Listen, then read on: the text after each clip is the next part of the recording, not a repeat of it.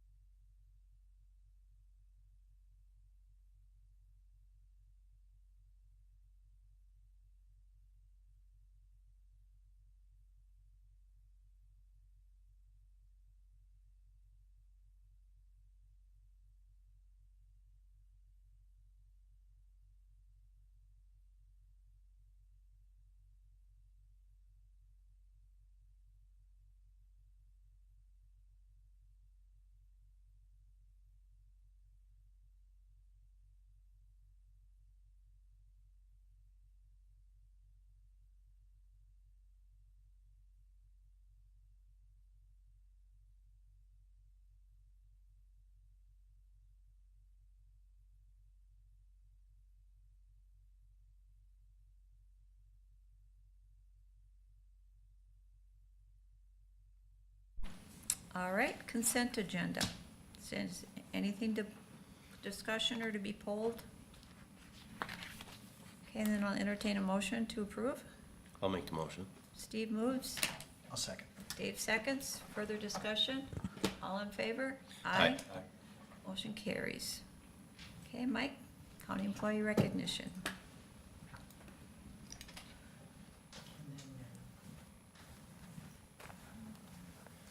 Good morning. Morning. For county employee recognition today in the sheriff's office, John Schuster, security recreational officer, began the part-time position on July 14th. And in the solid waste department, Grace Lee, solid waste worker in reuse, began the temporary position on June 28th. All right, thanks, Mike. Welcome to those that have joined us. All right, extension. Come on up. As you're walking up, I was amazed at how many things have been done this last year. Oh my goodness, you guys have been busy. Yes. Right. Well, thank you. Thank you for the opportunity. My name is Lisa Lobering. I'm Regional Director for Extension, and Tara Young is joining us. She's our local Extension educator in A&R, Ag and Natural Resources. Yes, good morning. I think we situated it so my report is first, so I think you guys can see that. I briefly wanted to go over the report, but you guys can also read it, and I hope to make it informative, that there's a lot of things going on, but let me know if there's any questions about any specific programs, anything you're interested in. But mainly what I wanted to, a few talking points I wanted to discuss today was really how my predecessor had really set up the foundation for my whole program, really. So she really got me on a good foundation, and I felt like I've just been able to run with it, really. She was 10 hours a week, I believe, and I got up to 14, but I don't know if I did everything in 14 hours, but I really set 3 years ago, I think it was August of 2021 is when I first started in this position. And I guess one of my goals were for this part-time, well, first to get done with my master's, and I got that, so that goal was checked. But one of the goals for pertaining to this position was really to see what people were interested in and just to kind of get a baseline of, do people know about extension? What do they know, if they know anything? And then what kind of things are they interested in? So I just kind of did a broad sweep of different programs, whether it was in natural resources, in small farms, in agriculture, or horticulture. And I feel like really all of them were very successful. I don't think there was one program that I felt like, oh, people weren't really interested about that. It's funny now, I have a really great contact list of people that people are really waiting for the next program to come out. So I have a lot of people calling me, when's your next one, or emailing me, and it's I felt like I have a following now that people are interested in what I'll be creating next. But that was really my goal, and I felt like I really I learned a lot about what the needs of Hubbard County were, and I think establishing those relationships, after a program, I can just sit down and talk with people. Okay, what other problems are you having? What other challenges? What are things that you're interested in? And I can send out a survey all the time, and we do a lot of surveys in Extension. Some of them aren't very successful, just because I like talking to people and seeing what people really have to say, because maybe a one-on-one conversation would be different than a survey they'd fill out. So that's kind of where I've been really establishing a lot of these programs. So I go in agriculture, natural resources, and horticulture. I know they were talking about doing the job description, and my supervisor was saying, well, should we do all three? I'm like, I've been doing all three, so I would say I do everything in that. So in agriculture, I've really been focusing on the small farms. Part of the National Agricultural Statistics Service, they came out in 2022 with the new data. We have about 350 farms in Hubbard County with about 600 producers, and about 20% of them are under the age of 35. So my thinking was, we have new farmers, and I get calls all the time of people saying, I have land that now I don't know what to do with. It used to be a farm, it used to be an old homestead, what now? So that I've been focusing a lot on the small farms aspect of things. And we have our number one crop in Hubbard County are forages and producing hay. So been trying to serve that need and help those people too. Especially in northern Hubbard County, I feel like sometimes it's a challenge when we're down here in Park Rapids. So I try to reach out to northern Hubbard County as well. Horticulture and local food, I kind of mix them in together because I coordinate the master gardeners, but I also did a local food preservation class. That was 123 people at the Calvary Lutheran Church, and that was amazing. People really want to see that again, so we'll definitely be having something similar to that. Oh, and maple syruping, and it's just been fun. It's really fun, actually, to do my job, to think of these things and bring in speakers or speak myself. Natural resources, I've done a lot of work on the pollinators. That's been incredibly successful. It's been so interesting how there's just a hot spot I've found because I open it up to the rest of the state, and this maybe 4-county area is just really interested in pollinators, which is amazing. And I do attribute that to a lot of the work that my predecessor has done. So I've just been able to take it and run. A lot of the honey making process with the master gardeners and technical assistance is maybe the last point I want to touch on. And I was talking with Kay actually briefly about this before, how technical assistance has just ramped up like crazy. It's been amazing that I think people actually know I'm here now. So I think the word is getting out. And I'll ask them after I help them and, help them with whatever they needed help with. And how did you hear about me? And they said, oh, my neighbor or my cousin, or I'm like, keep talking, keep telling people about me, because that's my job. This is what I'm here for.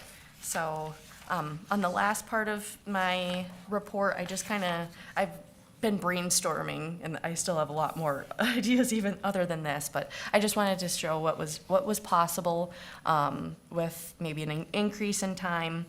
I know I'll be, someone will be full-time in the second half of 2024, so these are definitely kind of a roadmap that someone could follow, hopefully. Hopefully me, we'll see. But just kind of some possible programs that are possible that I think people don't really realize what all the opportunities are with an extension. And sometimes I think it takes a long time for us to even learn an extension, what we're all capable of, because we have so many resources that we can tap into. And it's challenging to know every single person in all of these different places. So I feel like I've been with Extension 4 years, and I think I got it covered. I think I know what I'm doing. But were there any questions, anything with my report? Tara, I had a question. So if I'm just from the public, how would I find out about what you're offering? Sure. So I have I try to tell people, and one colleague of mine had said, tell people things in seven different ways. So I have an email list. I put things in the newspaper. I put things on radio. I try to have it on the Facebook. I love Facebook and I hate Facebook. It's a love-hate relationship, but it really does get the word out to people. I try to get the whole mass of people to learn about these programs. So that's the big thing is the programs. Once I have your contact information, then I'm able to just email you or text you these upcoming events. So it's almost just that first initial contact is the most important, and then people know that, oh, this is a reoccurring thing. So I try to do, if there's any ideas.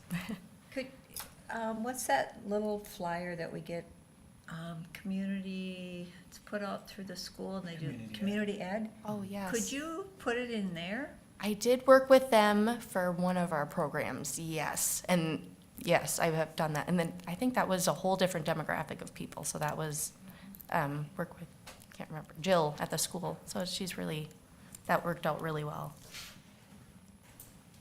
Tara, if a farmer wants to try to improve his soil on his farm, is that something that they would contact you about? Definitely. And that's even my educational background. So Okay. I probably go above and beyond because I kind of tell them, you know, let's get a soil test, and then I help them go through it, and then I even do like fertilizer recommendations, and so they can basically just take it to wherever they're going to buy fertilizer, and then I ask them, I said, if they have any questions, have them contact me. So then, yeah, that's really fun for me to just it's like a little science experiment. It'd be kind of the same thing then with say, weeds or something like that? Yes, you definitely. And then you must work with the soil and water. Yes, yeah. too. I know that they have, we have the use of a no-till drill Yeah. type of thing. The partnerships, honestly, that's probably the biggest thing that I've learned in extension is I couldn't do most of my job without partnering with local partners. I mean, the Soil and Water Conservation District, I've worked with the Grazing Lands Conservation Association, Sustainable Farming Association. It's fun how it's like, it's the 1 + 1 is 3 with that. Just, it makes it so much better. And also, our job's way easier. So it is definitely, I like working with the soil and water. I think we all kind of have a common goal, so then makes it easier. Thank you. Any other questions for Tara? I was wondering if our soil around here and also the length of the growing season, is it a good area to start an apple orchard, or? Definitely. I think there's many considerations when it comes to that, because I think gardening in northern Minnesota isn't always the easiest, because a lot of information that you find online, and that's kind of the one big thing, is I'll look on Facebook and there's so much bad information or just that doesn't make sense for northern Minnesota. And that's why it's so important to have these resources from the University of Minnesota that says, okay, we're in a zone 3. We can't do it like we do in Arkansas or Missouri, or I think a lot of people get misinformation online because of that. So I think definitely it's possible, but like there's a lot of apple varieties being studied in Grand Rapids. So those are the things that I would tell people of, like, those are the ones that we know that are proven to be here. So that's where that science, that research-based background really comes in handy for, questions just like that.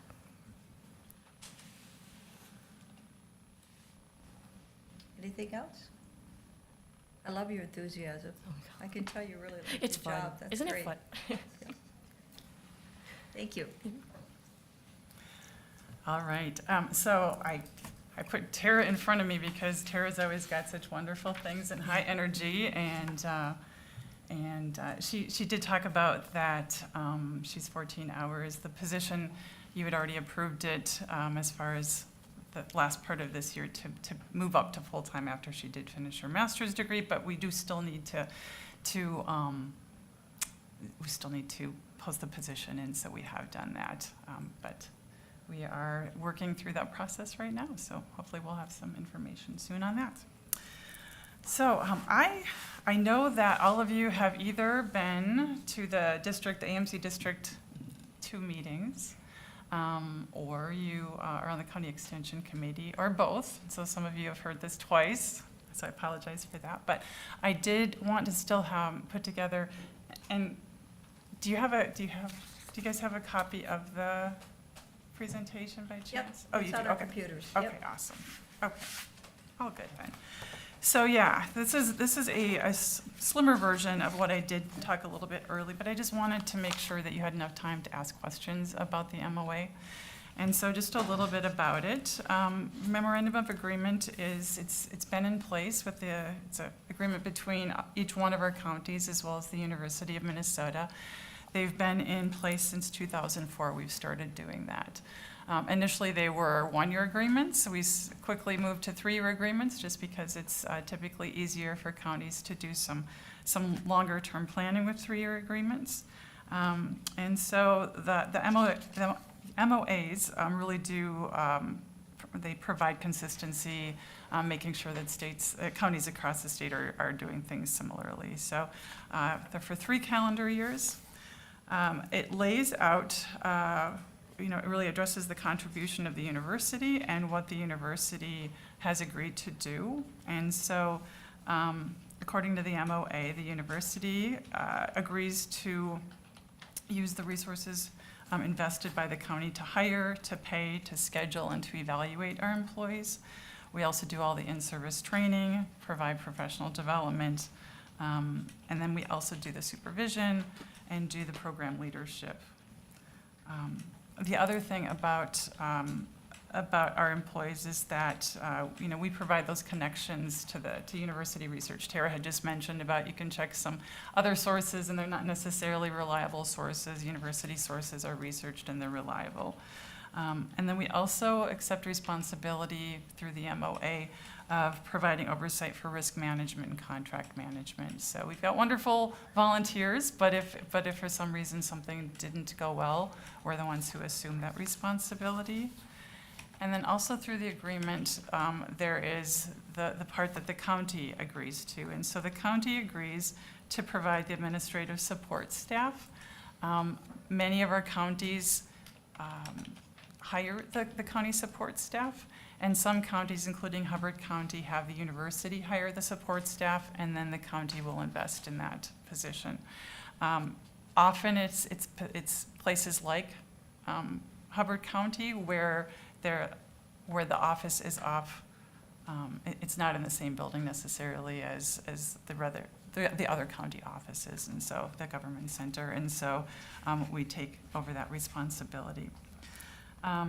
The county also provides office space, the furnishings, the supplies, equipment, computers, copiers, all of those kinds of things, internet access.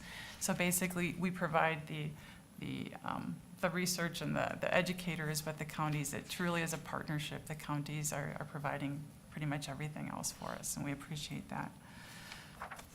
So what's new in this agreement? One of the things that, if you've been on the County Extension Committee, the last meeting of the year, we always would do an evaluation, and it's been of the educators in the past. And this past year, we started doing it differently with 4-H Youth Development, and it'll be consistent with A&R for the next round. But we're not evaluating the person, we're evaluating the program. But with that said, the commissioners who had been on this committee, on the negotiating committee for the MOA, had asked that we include supervisor information. And so if there are any issues with an educator, we would want to not hear that at the very end. We'd want to hear it whenever something happens. So making sure that we have that good communication between partners. We also have program deliverables are articulated in the memorandum of agreement this year. And then the other thing that's a little bit different, we've always had, we've put in on, as part of the MOA has been our interns. And our interns, we would specify how many hours and exactly what the rate was and how many intern hours that the county had. We've had sometimes we don't find an intern. Often we do, but sometimes we don't. The year that it was just before we increased our minimum wage to $15, we were having difficulty finding interns because they could go just about any place else and make more than $15 an hour, and we were paying $12.50. This was a few years ago. And so what we're doing is it's a flat rate, and we would hire, if we couldn't find an intern, we would hire a summer coordinator. So it's basically the same job responsibilities. It would just be somebody who doesn't necessarily, they're not taking it for college credit. That's what we did before. It's just that we had to do an extra addendum, and we wouldn't have to do that with this then. So it's really not very different. We still, if you prefer the intern, that's what we do. But it basically just avoids us having to do that, the extra addendum. What is also in this agreement, the 2025 package price that counties is going to increase. It's going to be going up to $100,000 for local educators. And I just want to remind people, this is not the salary. This is for, it's a package price. There in your handout there is, it says $85,000 for a master gardener coordinator. Even though Tara does master gardener coordination, that's not what her title is. She is an educator, and so she does a whole lot more than just that. So you don't have to worry about that one, but it's she's the local educator, as is the 4-H position. The administrative support cost is $75,000, and interns will be $22.56 per hour. That would be for 2025. In 2026 and in 2027, there would be a 3% increase each of those years. So so the 4-H coordinator falls under the local educator responsibilities? Yes, they're both local educators. One is a 4-H youth Okay, development yeah. educator, and one is a ag and natural Yeah, resources okay, educator. thanks. Yeah, questions on that? No, okay. All right, so yeah, just reiterating, the price is not the salary, it's also the fringe benefits, which includes the insurance, the sick leave, and those kinds of things. Travel costs such as mileage and per diem, and then professional development. And so the total cost of the fringe benefits and the salary is 95% of it. So it's actually 58% of it is salary on average, 37 and change percent would be the benefits. And it's just 5% that's the travel cost and the professional development. So what they do is they take a look at the total cost of the program. And so, there might be educators who've been in their positions for a very long time and they're making more money than somebody who's maybe starting out. But they look at the total cost. So every county is paying the same. Why is the cost going up? Because it is a jump, and we acknowledge that. I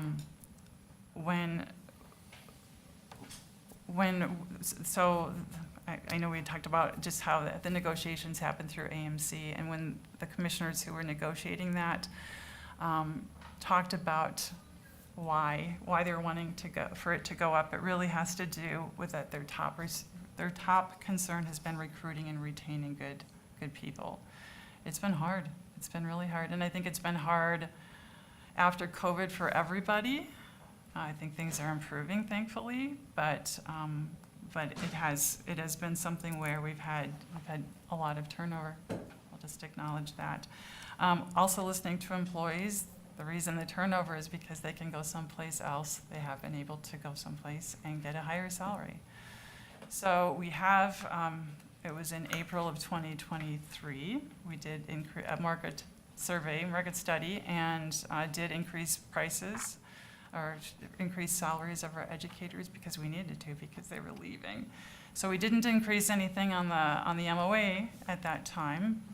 Once we do an MOA, we respect that, that agreement, but we still needed to pay our people better. So replacing employees is expensive, and like I said, we don't go back and say, oh, we had to pay our employees more, so we're asking for more money. We don't do that. But then when it comes to the next MOA, we do need to consider what the whole story is. Questions about that? Yeah, well, I've seen that, one who always looks at the money. Yeah. And that's, assuming the 229 with Tara as full-time for all of this year, and even that increase is up 17%, which is a pretty sizable jump. It is. I'm on the library board, and we're working on our budgets there, and we're struggling trying to keep it in the 5 to 6% increase request from the county. Right.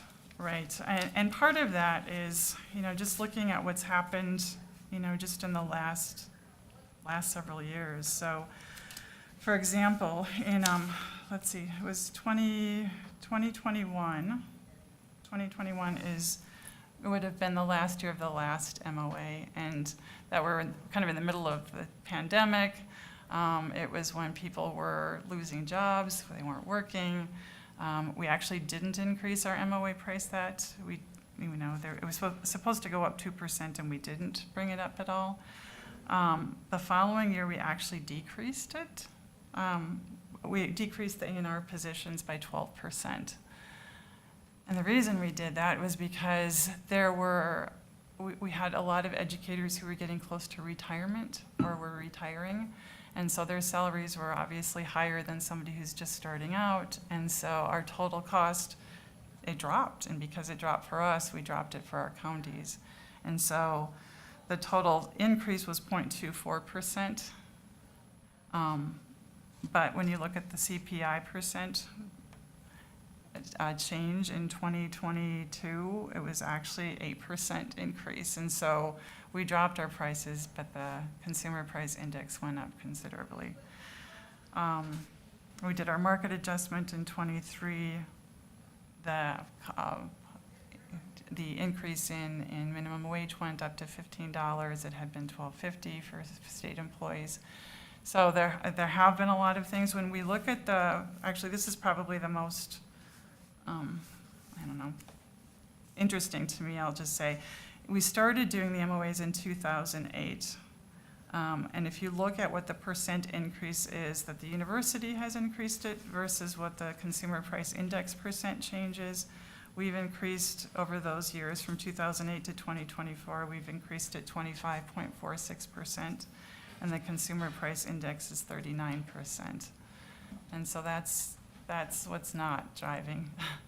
And so that's because it is a 3-year agreement, you know, we've already been behind, the last couple of years. So I know it is a lot. So just curious, to Mhm. retain a person, because you talked about turnover, in the middle of a 3-year agreement, does the university cover it all if Yes. if you decide to increase the salary? Correct. Okay, so part of this is you're trying to make sure that the university isn't paying a portion of that. Yeah, I mean, that, Do you understand what I'm saying? I do. And that piece of the pie that the county does invest in, that's part of the full budget of the university. Right. It comes from the county. That part is invested back into the county, right? But there are other pieces of that pie. So we do have, there are state funds that pay my salary, but they also pay extension educators' salary in the regional offices. And they come to counties and they do programming. And so Margot Bowerman had come quite a lot and done a loon project. She had done some other computer projects that, so there's still, it's not just that county piece. There's other state funding that is still going towards supporting Hubbard County too, as well as my support staff, who right now is deep in 4-H right now, so with affairs. And so that is supporting those positions in the counties too, but the counties aren't paying that part of it. Do you have contracts with all 87 counties? We do, Okay. yeah. We have 4-H in all 87. We don't necessarily have A&R in all 87, but we do have 4-H in all 87. Going back to the budget, Mm-hmm. on the last page here, I noticed the budget for 2023, the Hubbard Extension 2025 budget proposals, the title. 2023, it was $163,885. Mm-hmm. And now 2 years later, it's $105,000 more, $268,192.46. So over a 2-year period, it looks like it goes up $105,000. And even when you go down to the next level where it talks staffing levels, same thing, it goes from $146,475 to $248,687. So there again, another over $100,000 increase. Mm-hmm.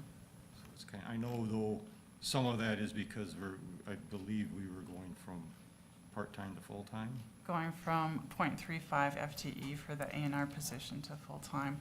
And then part of it is when we added the support staff position this time, Melissa would always she would comp hours, a lot of hours during the fair, and then take them later. And so we built in an extra 60 hours for Melissa.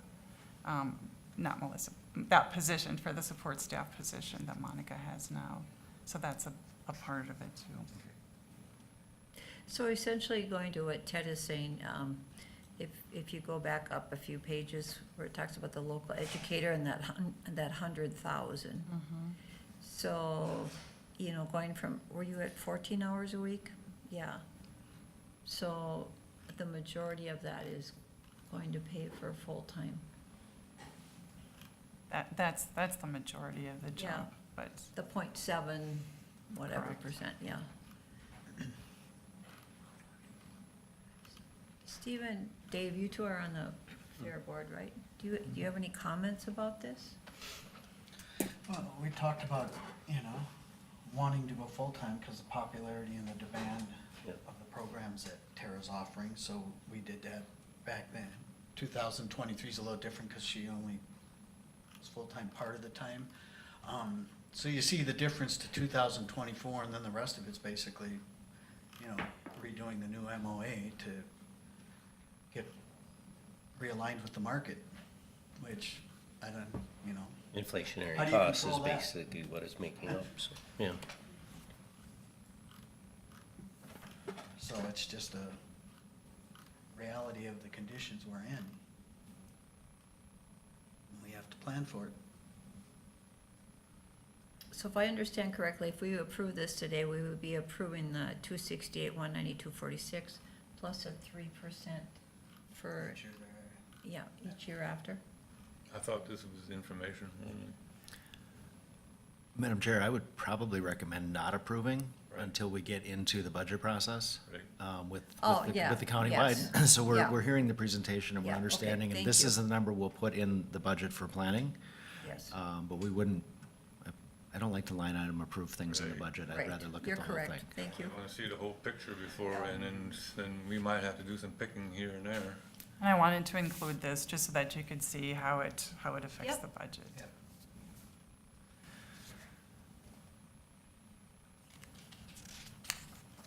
Anything else? So I guess the last part of the report pretty much covers the budget anyway, so we talked a little bit about that, so.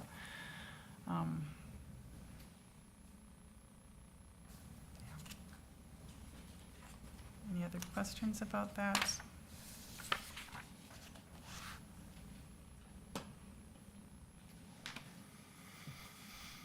So I'm assuming if the board decided not to approve your whole budget during budget time, then you would go in and adjust somehow Yeah. the 2025 package price. So probably the first thing that we would do, we would probably look at the intern position and cut the intern position would be the first. We would also go through and see, are there things within other lines that we could adjust? I left everything the same as last year. But if there are things that we can, we don't have any extra in our budget, but with that said, if that means, trimming that, it's probably not going to make a huge difference because salaries are most of our budget. There's,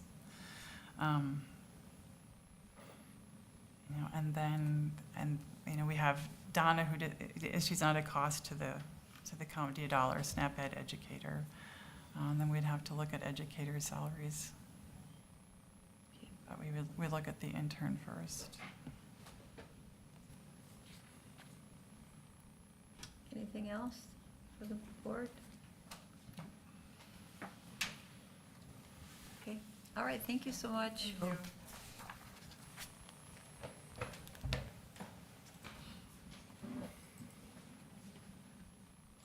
All right, so just a note for the minutes, the public hearing was canceled. Andrea?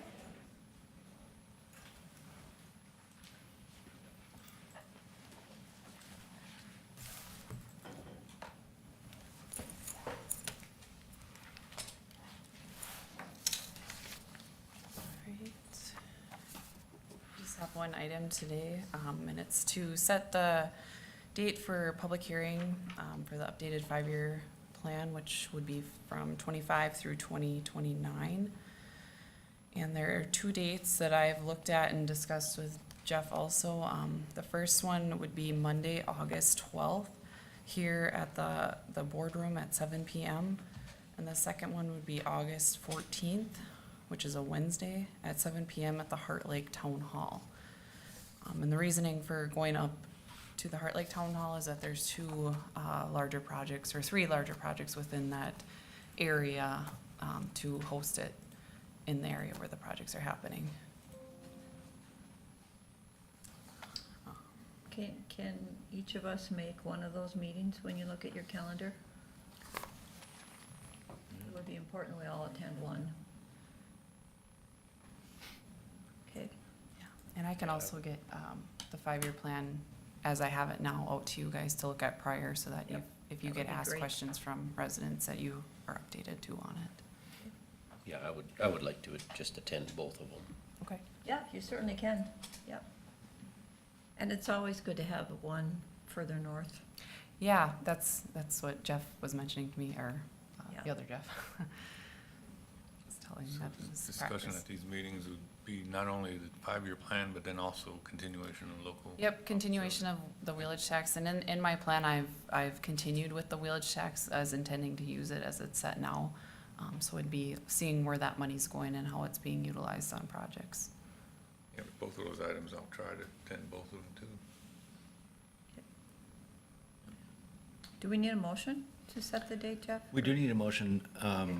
So the dates, the background information, the dates of the public meetings that Andrea is holding is basically her discretion.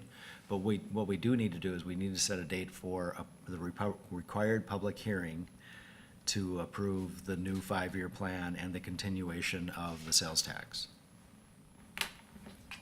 So that would be at a regular board meeting sometime between 14 and 35 days from now. So it could be the August 20th meeting. I think we'd have time to make our notifications relative to that. It would be after these two meetings. So my recommendation would be, is it August 20th? Yep. Okay. So my recommendation would be to set the date and time of the public hearing on August 20th at 9:30 for the adoption of the 5-year plan and the continuation of the sales tax option. And we can do that in one motion, can't we? Yes. Okay. I'll make that motion. Okay, so Dave moves. I'll second. Okay, Steve seconds. All in favor? Aye. Opposed, motion carries. So on August 20th, we're having a public hearing. Sales tax. Okay, Otherwise, that was all I had for actual agenda items. Not really construction update, because it's kind of a lull right now, which is really odd, but chloride's finishing up this week. Regravel's completely finished up, and we have a pre-con tomorrow for our CSAH 6 project, the fold-up reclamation. That should be kicking off in August sometime, and then we also have a bid opening on the 24-box culvert project that we're gonna do this fall, later this month. So I'll have that in September probably July, August for approval for that. So, yeah, a little bit of a lull here, which is nice to catch up on some things. Andrew, I have a question. Isn't there an invasive species with a purple flower? What's that called? I do not Purple know. loosestrife? Thank you. I was on the tip of my tongue. I just couldn't remember. Thank Is you. our farming gal still here? She would know. Can you drive on County Road 40 where the mailboxes are? I'm pretty sure that's a wonderful crop of that. Okay, okay. So you can take care of it. Yeah, I can look and, look at the Okay. weeds. It's right on where the mailboxes are for Hazelwood. Okay, yeah, They're I'll in take a full look. bloom. Yeah, I know, which some people love them because they're flowers, but they're weeds. There's also fireweed that looks a lot like Is there? it, so Okay, yes, okay. it's a purple flower as well, but, yeah. I'll take, So- Christina's very into the gardening, so I'll take her out and see if she can differentiate between the Okay, two. that'd be great. Thank you. Yeah, but, yeah, I can take a look. All right. All right. Just- Thank you. Just Oh, go ahead. one thing, when you, I think when you do your 5-year road plan review at the public forum, Mm-hmm. I think explaining the difference between county state aid highways and county highways, Okay. and the number where that break is. Right. So people get a better knowledge, okay, everything above this number is all county dollars that are gonna be going toward this, and everything below that can be county state aid if we choose to Right. expand projects even further to meet county state aid standards. I can explain a So little more it's on that. clear to everybody. Yep, I can do that. It's kind of like property tax. It's really confusing. Yeah. It is. Yeah. All right. All Thanks, right, Andrea. thank you. All right.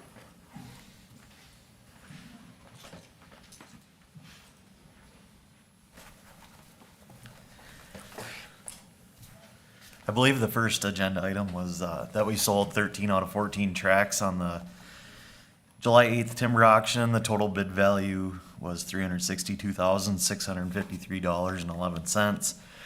The average value per acre was $657.72 per acre, $657.72. The unsold small tract that will be available over the counter here for a logger if they want to pick that up for appraised value. And the next auction will be in October. And a couple notes just that I wanted to share is about $72,000 more than appraised value that the total amount was for. And then Aspen was actually down a couple dollars per cord from previous auctions just because I think the wet summer, loggers have a lot of wood on their books, and it's hard to have too many sales purchased and not be able to get into them in time. But we did get good value still, almost $40 a cord for Aspen. Pine was about same as past auctions, so pine's still selling very well. Yeah, that's what, just for information reasons, figured I'd share Do it. you have a lot of firewood sales? Like just a timber sale for firewood purposes? No, so we do have sales with some oak and maple and birch that the loggers will sell most of that for firewood, but, not many sales that just for firewood. It's not a predominant species of tree in this area. No, and then, we do give out fuel wood permits, they're $30 for permit to clean up the scraps from the logging site. And then any questions on that? No, it's nice to see that it actually sold higher than what we were anticipating. Yeah, That's yep, always so, good. I mean, yeah, they're still selling great, I think, with other counties in the state, we're still on the top of the charts for, selling wood, so, we're doing pretty good. Next item is to review and approve a resolution to complete a cooperative agreement between the state of Minnesota and Hubbard County to place a fishing pier at Deep Lake. So I've met a few times with the DNR Fisheries. They were asking us if we knew a site that we'd want a fishing pier at, and I said, Deep Lake would be a great spot once it opens up to the public and kids can get out and fish. And this fishing pier it's a T-dock.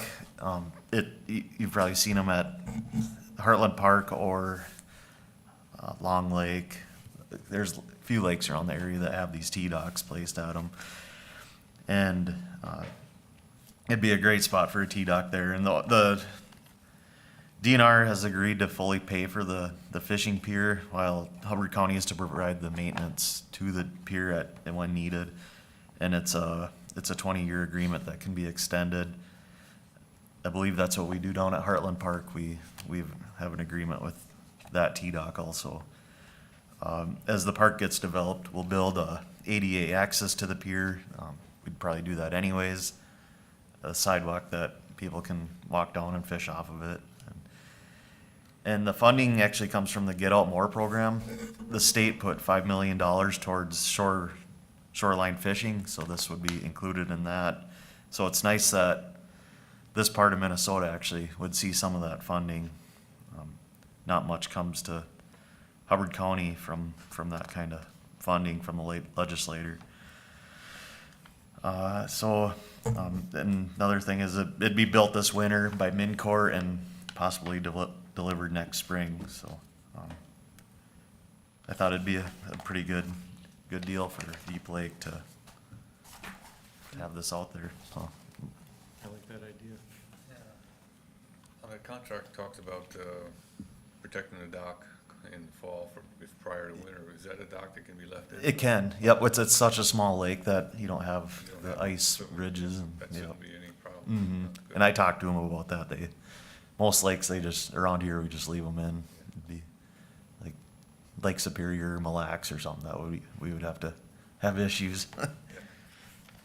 So the contract talked about how they would build the dock, that's their expense. Mhm. The concrete would be our expense. Yep. Then the upkeep's our expense, but then later on, it talks about how it's shared expenses. So does it get over a certain dollar value to fix the dock on a shared expense, or replacement? I was a little confused on that. Yeah, so if they have to replace the dock, it's up to them. I mean, we can cancel this agreement at any time, but, expenses, like with our other T-docks that we have, putting boards, if a board rots a little bit, we'll replace the board. Yep, Um, but major yeah, expenses would be yeah, on them. Okay. yeah, for sure, yeah, yep. So if I know like if one of the floats gets a hole in it, they'll come out and replace it. Fisheries has a stockpile of those that they have, so.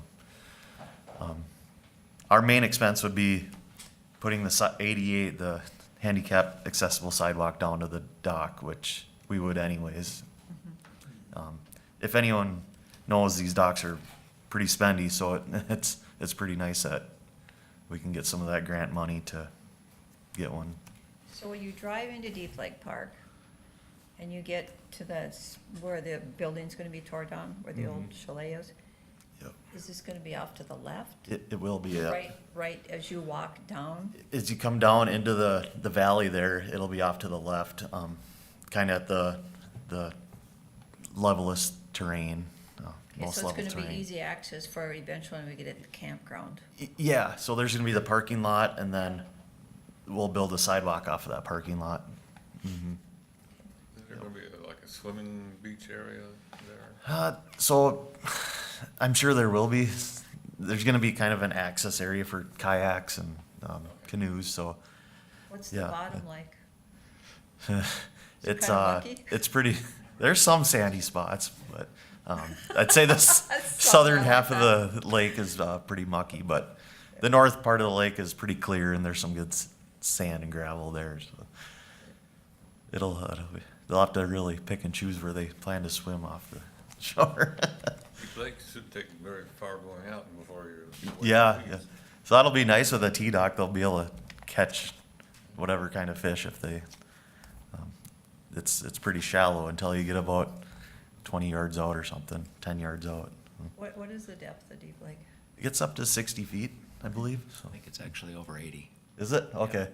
I know that the fisheries were out there doing their fishing test and, yeah, it was deep and it had very good oxygen, all levels of the depths, so.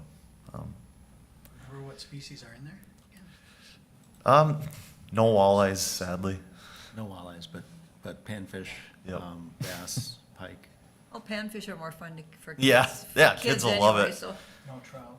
No trout, but I have talked to the DNR fisheries about that too, and, That would be interesting.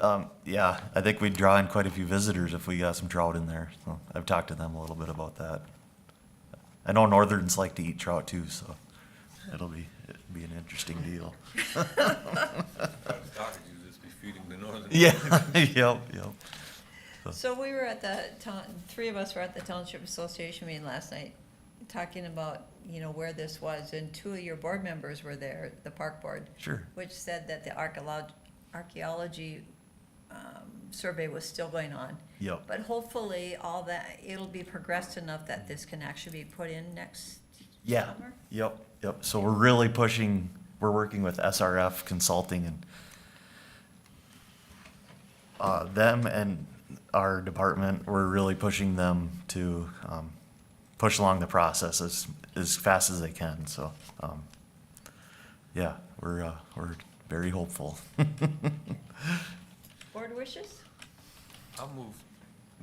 Go ahead. I'll move to approve, this resolution. Okay. I'll second. I heard Steve first, so it's Tom and Steve. Is there any further discussion? I'll just say, it's wonderful how this keeps moving forward. So, this is great news. All in favor? Aye. Aye. Opposed, motion carries. Thank you. And one last thing, Derek Ricky's here, but the air conditioning unit in the visitor center at the Chamber of Commerce broke and it needs to be replaced. So it's a little over $11,000 to replace it from the lowest quote, and we would split the cost between county, city, and the chamber. So Can you I know- get the needed and get the work done?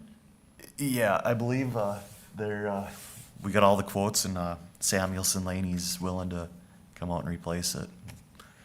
Or is it just Samuelson now? Do we need to vote? It's under $4,000. It, Jeff, do we need a it motion? might actually be closer to 5,000 5,000? because, Okay, the chamber actually puts a little bit less than the city and county, so. okay. I'll move to approve the low Okay. quote. And Ted's good a second, right? Second, yeah. Even though I was there last week and I thought it was really pleasant inside. Ted, we were both sweating. That was before either one was getting So yes, I can verify the air conditioning was not working. All in favor? Aye. Aye. Opposed, motion carries. All right, thank you so much. On a side note, Heritage, in their laundry room, their air conditioner went out, and it was almost a year, wasn't it, by the time everything got done? Can you imagine? It is crazy, but Yep. hopefully they can move fast because we got, we have August ahead of us. so. Just what's the next step with Deep Lake Park? What's gonna happen next? So we're hopeful that this archaeology review will go through. And then we're working with them to do it's a shoreline assessment or to figure out what setbacks we need for building. So we need that, and then we'll be signing a grant contract here shortly, I'm hoping, so. And removals in the access road. The two components of the first phase of the grant are the demolition of the existing buildings and the establishment of the road. Yep. So, yes, as soon as the grant agreement is signed, I just we'll, keep getting asked about time frame. You know, where are we going? And How fast is this gonna happen? Realistically this year or more realistically next year? we're still hoping that there's an opportunity to get at least the demolition done and the designs for the road, but I'm, as we get closer and closer, I have less hope that any work on the road is gonna get done. Which we means want- nothing will be open to the public till next If spring. we get the demolition done and cleaned up, then I think it can be available as just raw in its raw form. But that has to be done before we can Yes. consider opening it. Yeah, The road is as good as any other, logging road that we have in the county. Yep. that doesn't include demo of the theater area, that was further down on the list, No, wasn't that's it? the whole thing. It included It's the that. whole thing. Yep. And the cement steps Yeah, on the taken off. hillside, yep. The amphitheater. Yeah, one good thing that we saw in the archaeology maps that they gave us, the building sites weren't impacted by archaeology or, Oh, good, okay. archaeology sites, I guess. So that'll be one good step that we can continue on with demolition. So if they find some remains, then are the next of kin contacted if they know who they are and then removed? Or is it just, a fence around the site to preserve it? I would guess just a fence or some kind of blockade, and then I'm guessing no development within so many feet of the site if they do find. There's a realm of possibilities, but that's probably the most likely that we've discussed. Okay, Yep. But yeah, one of the archaeology sites they had colored was the railroad track. So to me, it's I don't know if to me it's considered an archaeology site, but that's one of the sites they had listed. So, yeah, it'll be an interesting deal, and I hope it moves quick. So that's Thanks, all I've Corey. got. Thank you.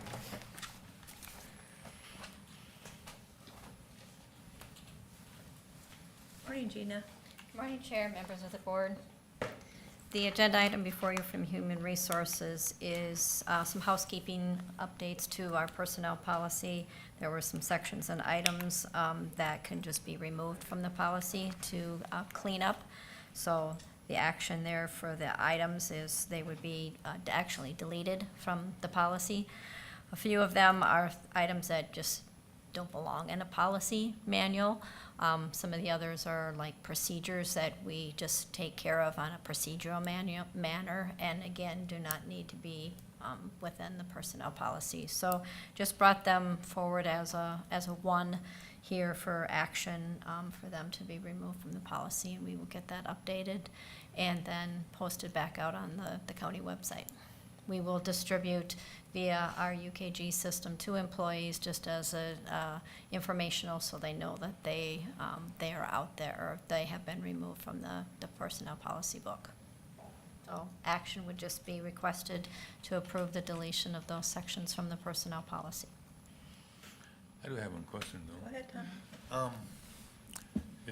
You know, when I go through this whole policy thing, in a way, it kind of looks also like an employee handbook.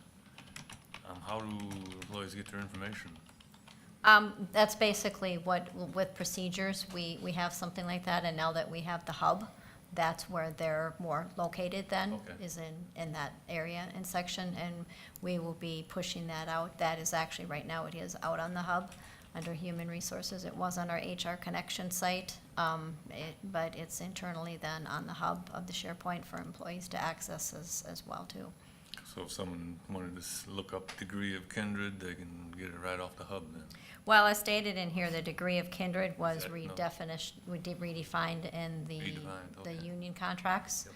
And then we also have it redefined in other sections of the personnel policy.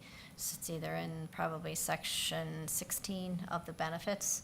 It's redefined in there. So again, this was a cleanup then to get that removed from there. As long as employees have a source where they can get information. Right. You probably tell them a lot of stuff when they first hired, but who Right. remembers everything? Right, right. But that's where we do, we just had last week a supervisor meeting, so we actually go through with the hub and show them the sites and things like that as well. It's like, okay, this wasn't the HR Connection, it's on the screen to say, okay, now here's where it's at on the hub. You go back, you have your employee staff meetings, you show your employees, where this information is as well too. Anytime we get a question, we're referencing either the union contract, which we tell them where the union contracts are located out in UKG, or we tell them where the personnel policy is on the website or the hub as well too then. So we're always referencing when we answer a question, here's where you can find it as well too. With that. And, I think it's the matter of fact is they don't have that particular question every day. So then they don't, and that's what we're here for. We're here to help them, to take their calls, to reference them, to get them used to say, okay, here, go check here first, see if it's referenced. If not, give us a call. We're free for phone calls as well too with that, so. Board wishes?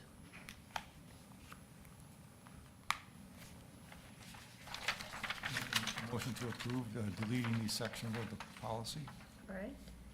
Ted moves for deletion. I'll second. Steve seconds. Further discussion? All those in favor? Aye. Opposed? Motion carries. Thank you. Gina.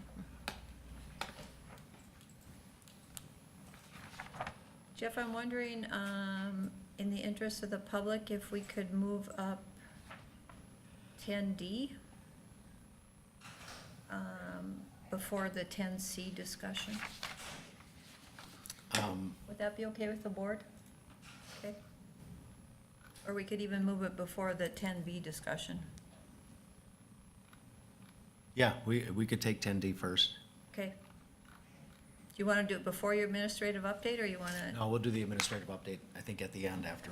Okay, all right, so then let's do 10D first.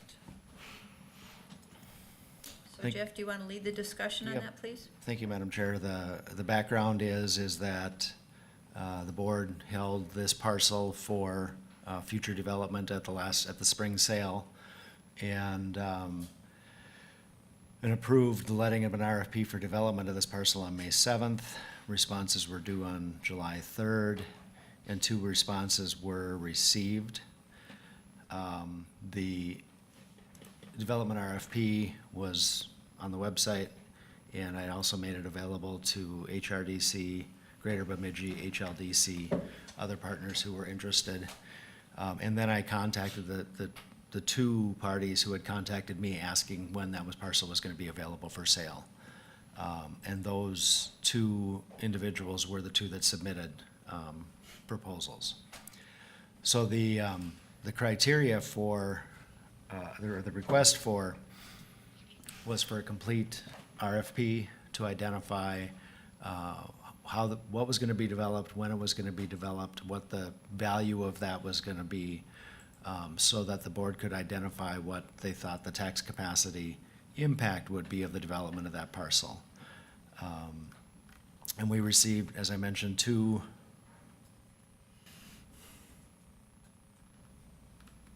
proposals. And the first one was essentially with a purchase offer of 57.5, but the rest of the development, or the RFP, really wasn't determined. And the gentleman brought that to me and brought that in on time, and just identified that he knew what he was gonna do with it, but it really wasn't gonna be development. It was gonna provide access and space to continue the existing operations and the properties that he owned to the north of this. The second proposal was, like you see, it was 57.5 was the purchase offer. The minimum was 51.8, I think was what it was, is the price I got from Corey Kimball. But the description of this project identifies the development, including the size and the scope and the cost of the buildings to be included. And in my mind, generally answers the request of the RFP better. And we have an idea that this is actually gonna generate additional tax capacity, not just be taxed at the value of the existing property. So that would be, I'm not really making a recommendation, but if I was making a recommendation, it would be to say that we held this aside so that we would know what the development potential would be. With this proposal, we know what the development potential would be and roughly what the timeline would be very near term. So prior to the meeting, I asked Jeff this question, because sometimes we do this and we accept a bid. Could we take a lower offer if we can justify it? So Jeff, would you respond to that? Yeah, and definitely the way the RFP was written, it gives you the flexibility to determine not only what you think what would be most suitable and what would develop the most tax capacity in that area. So thinking about that area, both uses are suitable because there are existing, kinds of uses up there. There are no zoning issues that create a problem. But the specificity and the dollar amount of the investment in that parcel means that the future taxes on that parcel are gonna benefit the county more than the $2,000 lower that the purchase price is. And I was also thinking about the future sales tax implications of it. Yes.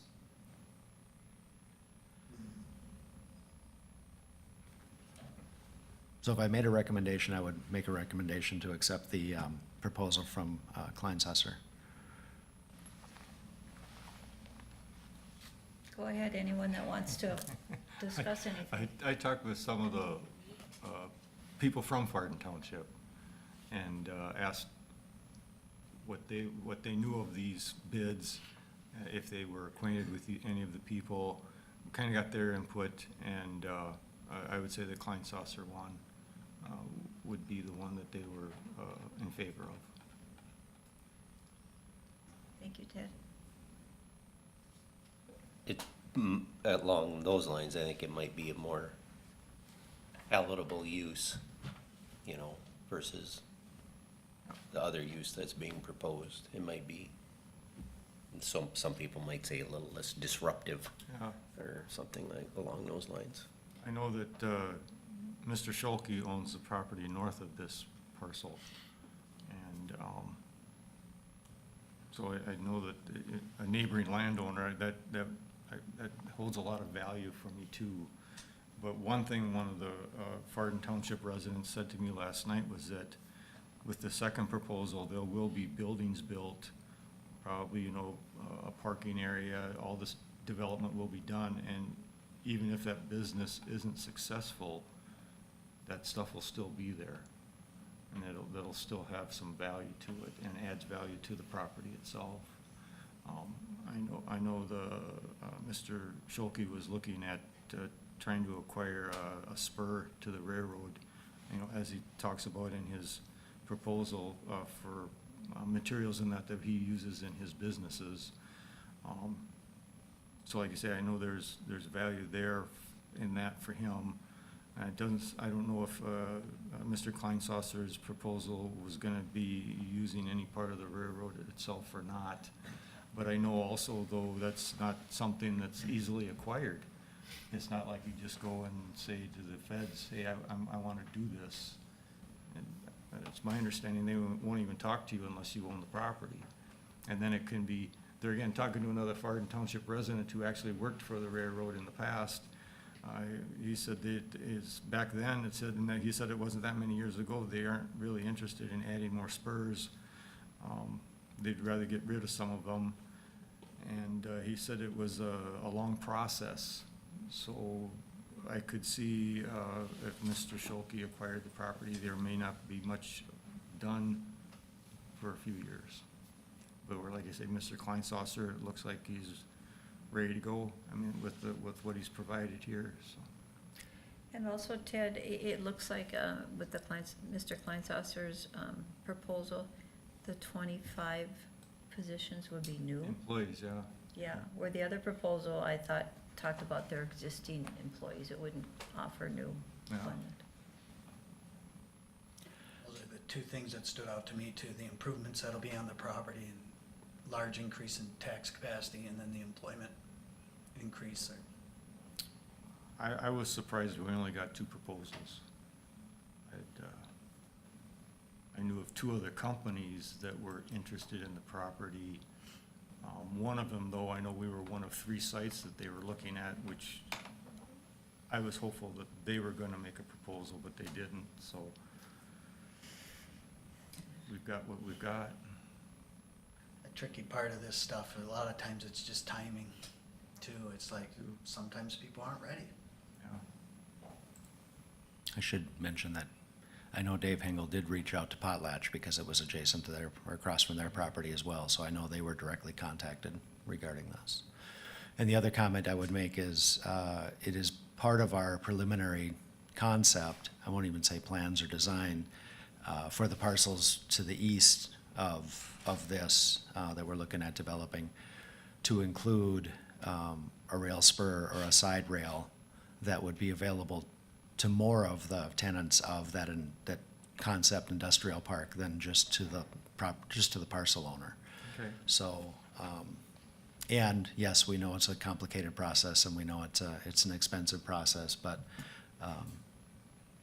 we're stepping through the ideas of what are the steps left to develop those properties so that they're available for development. And I anticipate we'll probably have an update for you before the next land sale, because I'm hoping that those parcels will be on that next land sale. Good.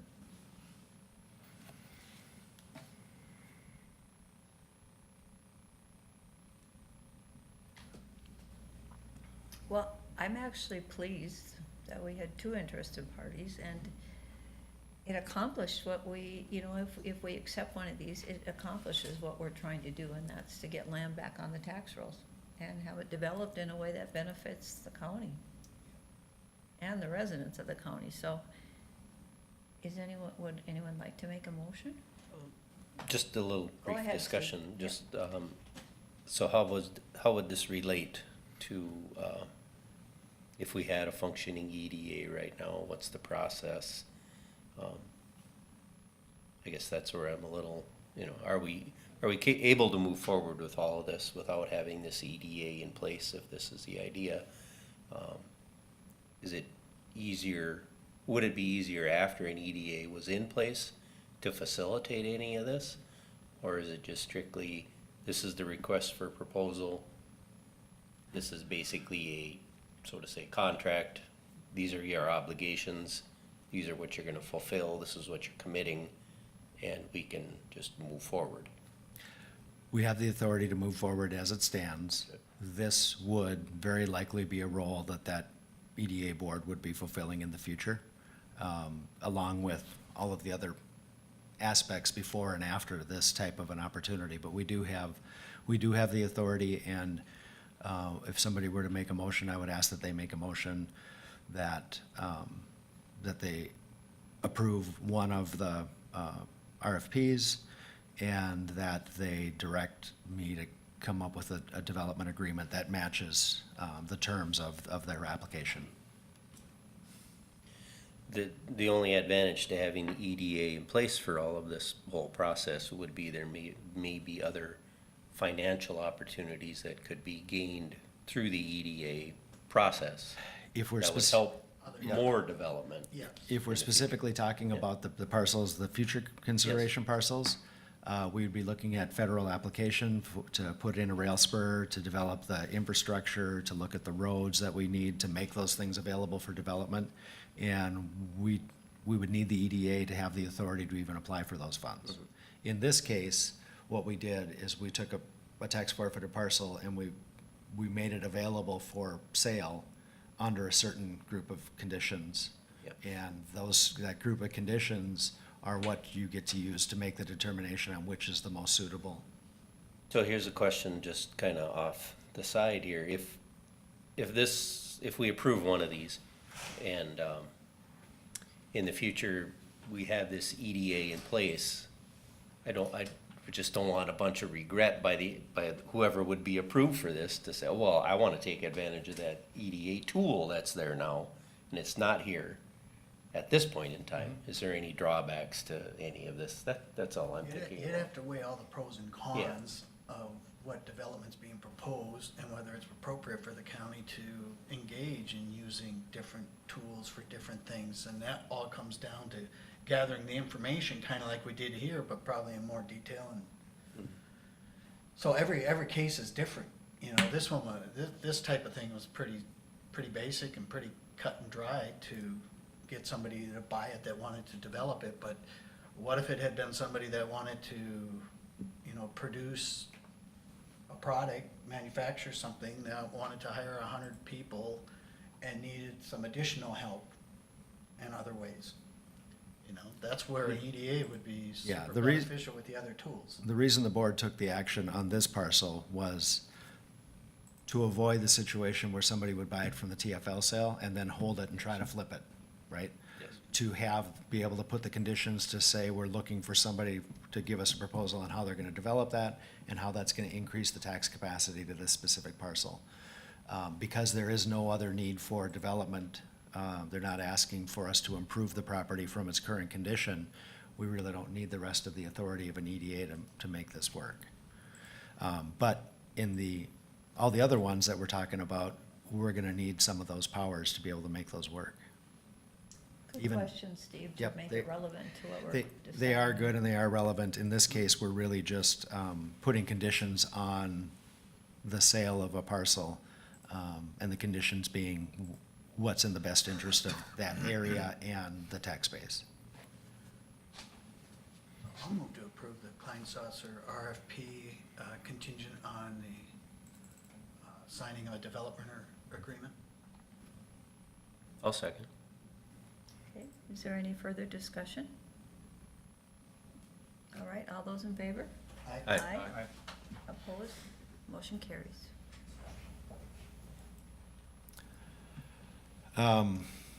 So the second item that I have is related to the need for conditional use and variance applications for the jail project. Excuse me, Jeff, before you move on, so then you'll just bring back a report at the next board meeting? Yes. Yeah, Yep. okay, all right, go Yep. ahead. The applications are in here. We are the owner, so we need to make the application and we need to commit the fee that is required for that. So I'm asking for the approval to process these applications with the city of Park Rapids and to pay the fees that are required to process these applications.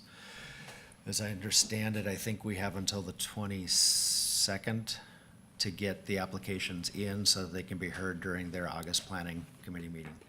And who will be representing the county at the meeting? BKV. That's what I thought. Yep, Okay. BKV will be there. They've filled out all these applications for they us, did. done all that Yep. work, and they'll represent us at that meeting. Okay. And I believe the application is $175 plus $750 escrow against, and that comes back when the rest of the conditions are met, primarily related to utility relocations, et cetera, that need to be done. And we have the money available. We do. There's actually that fee times two, because there's one for each of the processes. I'll make a motion to approve. All right. I'll second. Okay, so Ted and Dave, is there further discussion? All those in favor? Aye. Aye. Opposed, motion carries.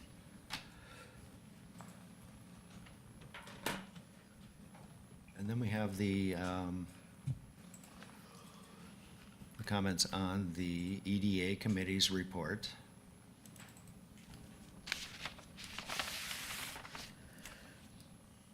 On the background, I think everybody's read the background and recalls the process we have gone through to this point.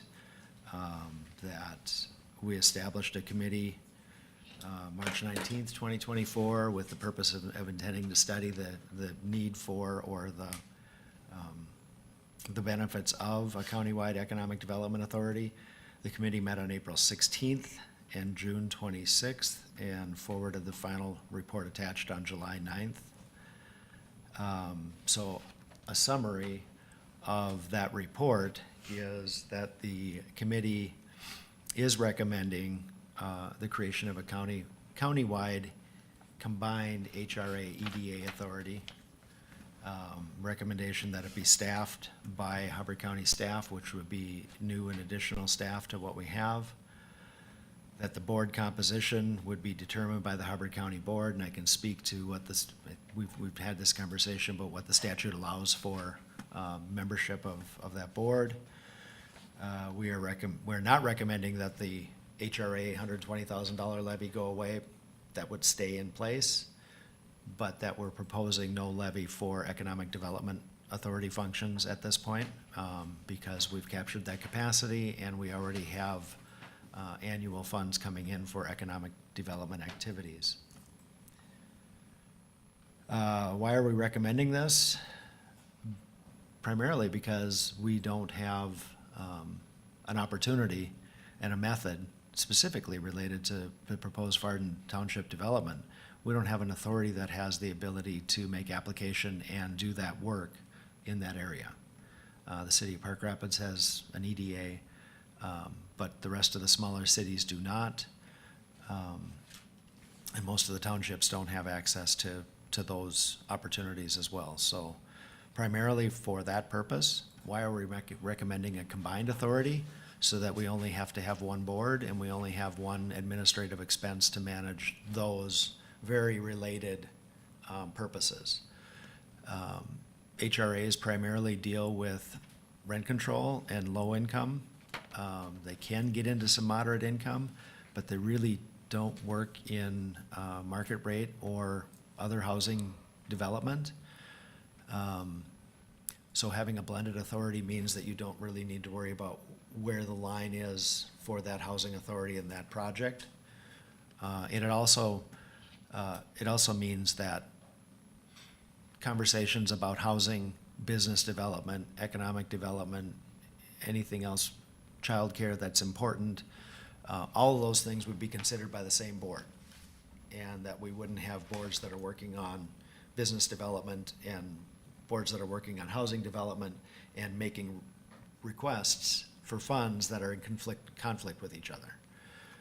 So a combined authority would be more efficient, and they would look at all of the needs for housing and economic development at the same point in time.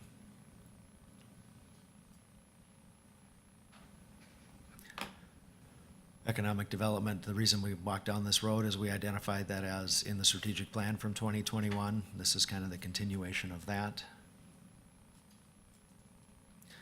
The report also identifies the current level of economic development, housing, and community development programs, and the agencies that are doing that within Hubbard County, within and around Hubbard County.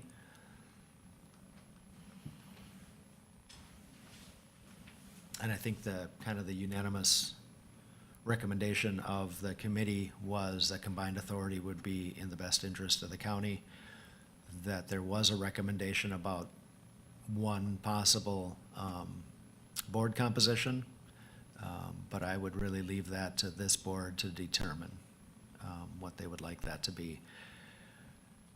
I might suggest that the simplest way would be for the county board to be the authority board, and then take the second portion of that to evaluate the effectiveness of it after 2 years, for two reasons. One, the larger a board gets, the more difficult it is to manage. Two, I know there was a thought about having all the districts represented on that board. If it's the 5 members, all the districts are represented. And the final reason for making that recommendation is this board is tasked with the development of a $60 million budget for the county, and has ideas about how those dollars that have been allocated and earmarked for economic development and housing should be used.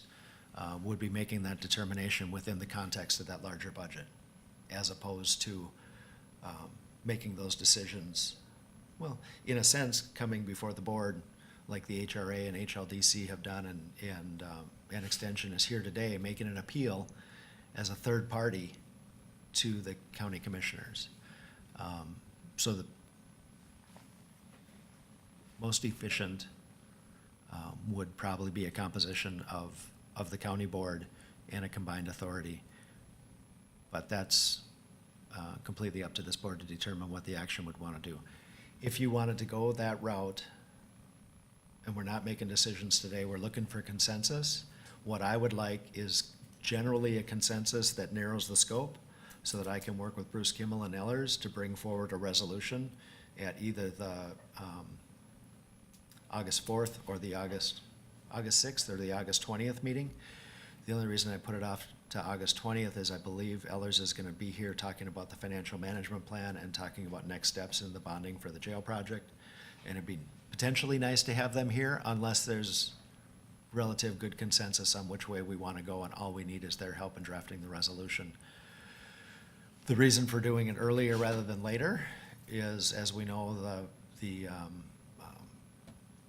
relationship between HRDC and the HRA has terminated or will be terminating shortly. And picking up the pieces and figuring out how we're going to get the finances taken care of for the HRA and the financial support for that and the financial reporting, we need to have a plan sooner rather than later. So that would be, I wouldn't be prepared to make the determination and take the action today because we don't have the resolution drafted. But if we go the route of having a combined authority, and that authority is not the current HRA board, the current HRA board would have to be dissolved, the new authority would be created, and then a new board would be named. Those would be the steps I would identify if that's the course the board wants to pursue.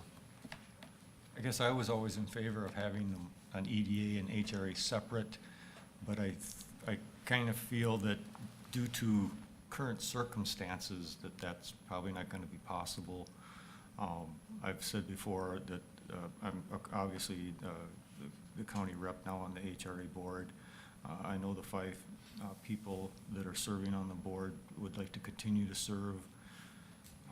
But due to circumstances, you know, with HRDC canceling their contract and wanting to have a limited role with the HRA, and Jeff and I were present at a special meeting that the HRA had conducted.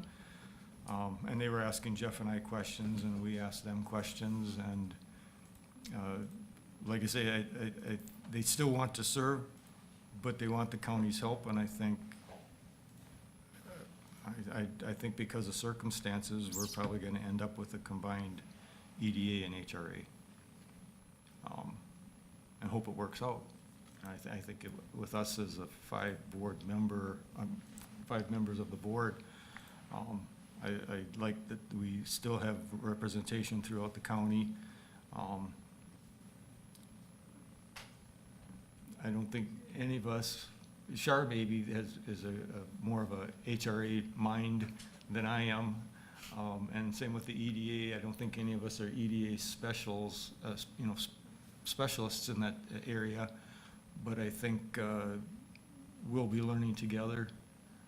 And maybe then, I know in the committee report here, they recommended that perhaps in a couple of years, we're looking at that, how the board is made up. My feeling is in a couple of years, we're gonna have a couple of years of experience. And if we decide to stay as the EDA board, there's that option. Or if we were to have a different EDA board, we would at least now then have 2 years of experience and know maybe more what we would be looking for as far as individuals to be on the EDA board. Ted, if I could piggyback off of something that you've said, the HRDC was involved with the HRA, then the HLDC, and then the HRDC. And through all that process, we always struggled with financial reports. And so, and then the HRA had a separate audit that had to get done so it could be combined with the county audit. So I was talking to Jeff prior to the meeting today, talking about how important it would be that we would actually have the finances combined in with the auditor's office. And so that takes care of the audit portion. Plus then we would always have that financial report from the county every month. And so that's one of the pluses I see with combined, however we would combine the boards. But the financial aspect is really concerning to me because it's always been a struggle. It's involved and it's hard to understand along with the county, and so I would see that as a plus. Yeah. And I'm in a tough position because I'm on the HRDC board. Yep, Plus on the HRA board. but I'm on the HLDC board, so. Yeah, so it's one of those things you wanna support those, but like I say, I think the realization is, or reality is, this is probably what we're gonna have to go. You mentioned circumstances. Is the circumstance that defined as because the HLDC is no longer going to be? The HRDC? HRDC. Yeah, that's definitely part of it. I know that the HRA meeting that Jeff and I attended, they're frustrated, the HRA board is. You know, they feel like they're in continual trying to get this stuff taken care of type of a thing. Because as Shar mentioned, HRDC, then HLDC, then back to HRDC, and now HRDC canceled part of they canceled the contract and they want to come back with a smaller role, but then it's like, okay, no, they still have to have property management, they still have to have the financial stuff taken care of.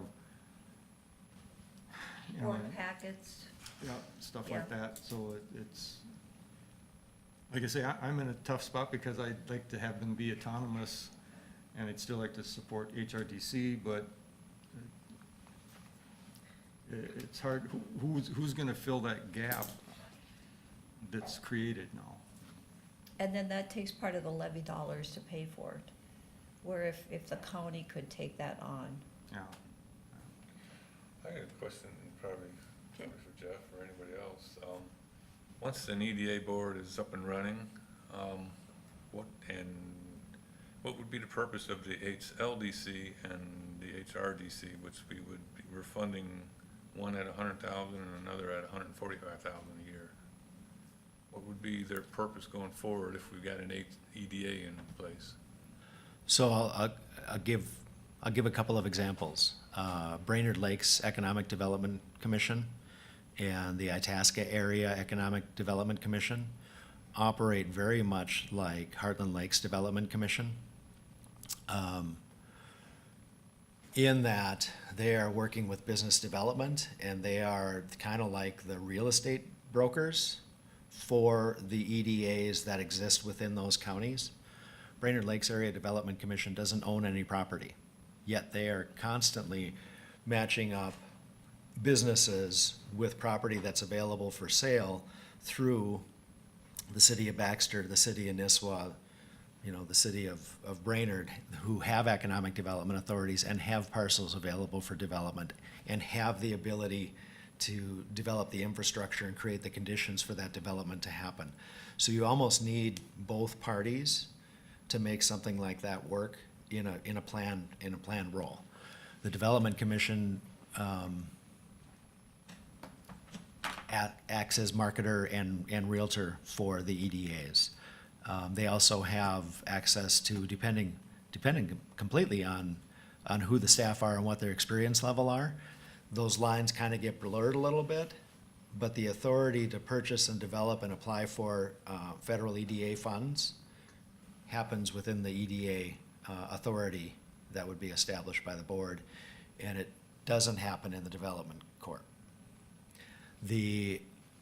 So the $100,000 investment in that continues to make sense for you to evaluate, but because there's a role to be played and because you need a coordination of effort with that. HRDC's levy is a statutory levy. As the regional development commissions, they collect their property tax directly through their own levy that's approved by this board. So that it's a separate issue.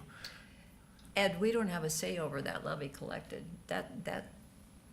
The state tells us we have to give to the HRDC. Yep. All the development corps, Yep. they're divided into 7 or 8 regions, and they all. I want to say 9, but I think Might it's be 9. 8. The other big added benefit at HLDC is it's a nonprofit entity, it's a non-government entity.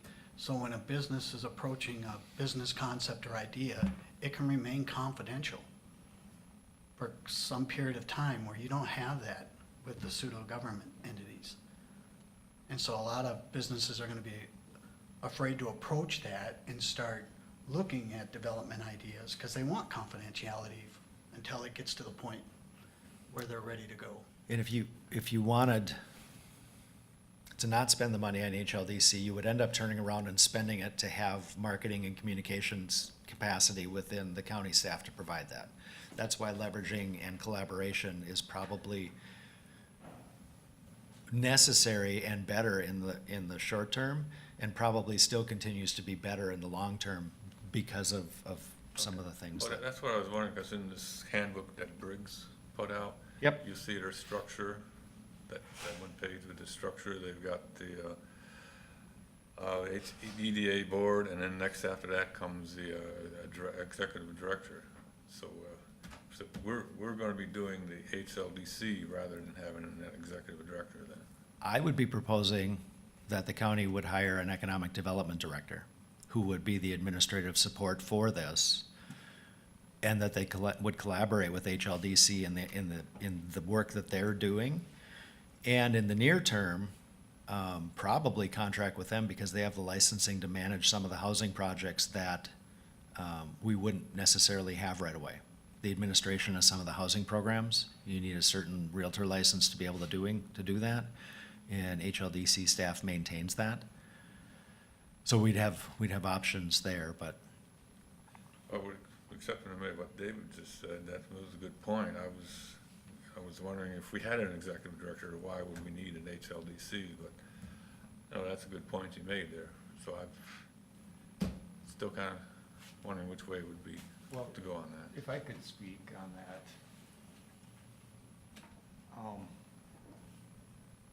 Maybe after a couple of years and we have more experience, but my thought is I don't want to create another department in the county.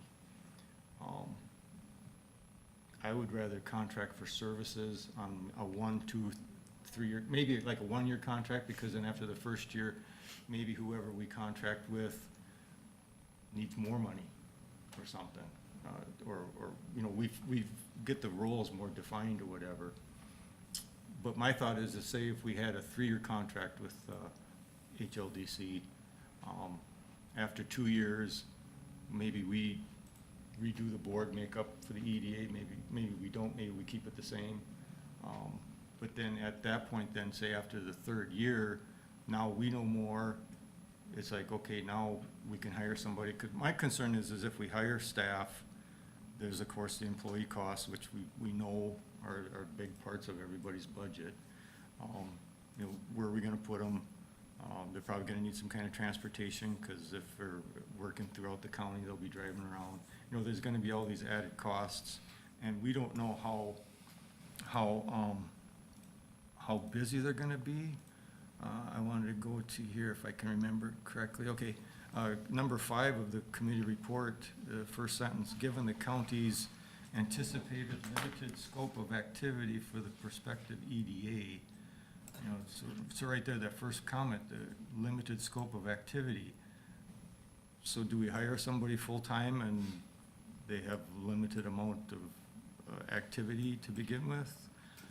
Maybe after a couple, 3 years though, the activity has come to a point where we all realize, yeah, we should have somebody full-time type of a situation. I would make one comment about that. This report is about the development of the EDA, and it's not addressing the administrative needs of the existing HRA. So if you had a director, they would be doing both. Okay. Who's gonna manage the contract with DW Jones? Who's gonna convert those finances into reports that work in the county system? How much money do you wanna pay to somebody else as opposed, there's more to it than this. The HLDC contract with the HRA was $40,000 a year. HRDC's contract with HRA was $120,000 a year. Between those numbers, we could start with a half-time staff or a three-quarter-time staff. We could contract for all of it. We contract for the management of heritage. We certainly could. There are real advantages, and some of it is an investment up front to have staff that have the capacity to do this.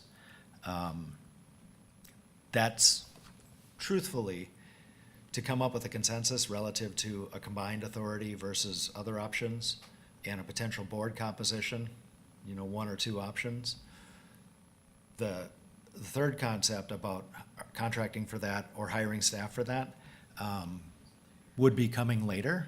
It would be coming as part of this year's budget conversation. So I'll be preparing a budget to show all the work that needs to be done and the options relative to that. We'll take the current HRA budget, we'll take the current levy allocated to HLDC, we'll take all those functions and I'll show those so you'll actually have an opportunity. But I just wanted to make the comment that this sentence that's given the county's anticipated limited scope for activity for the prospective EDA is not recognizing all the work that already needs to be done to manage the 72 or 82 units that the HRA is responsible for in the contract with DW Jones, and cleaning up the mess of not having accurate financial records. So that's no longer a limited scope. That's full-time scope for the first 6 months to get that done. I'll add to that, because, being chair of HLDC, yes, you could do it 2 different ways.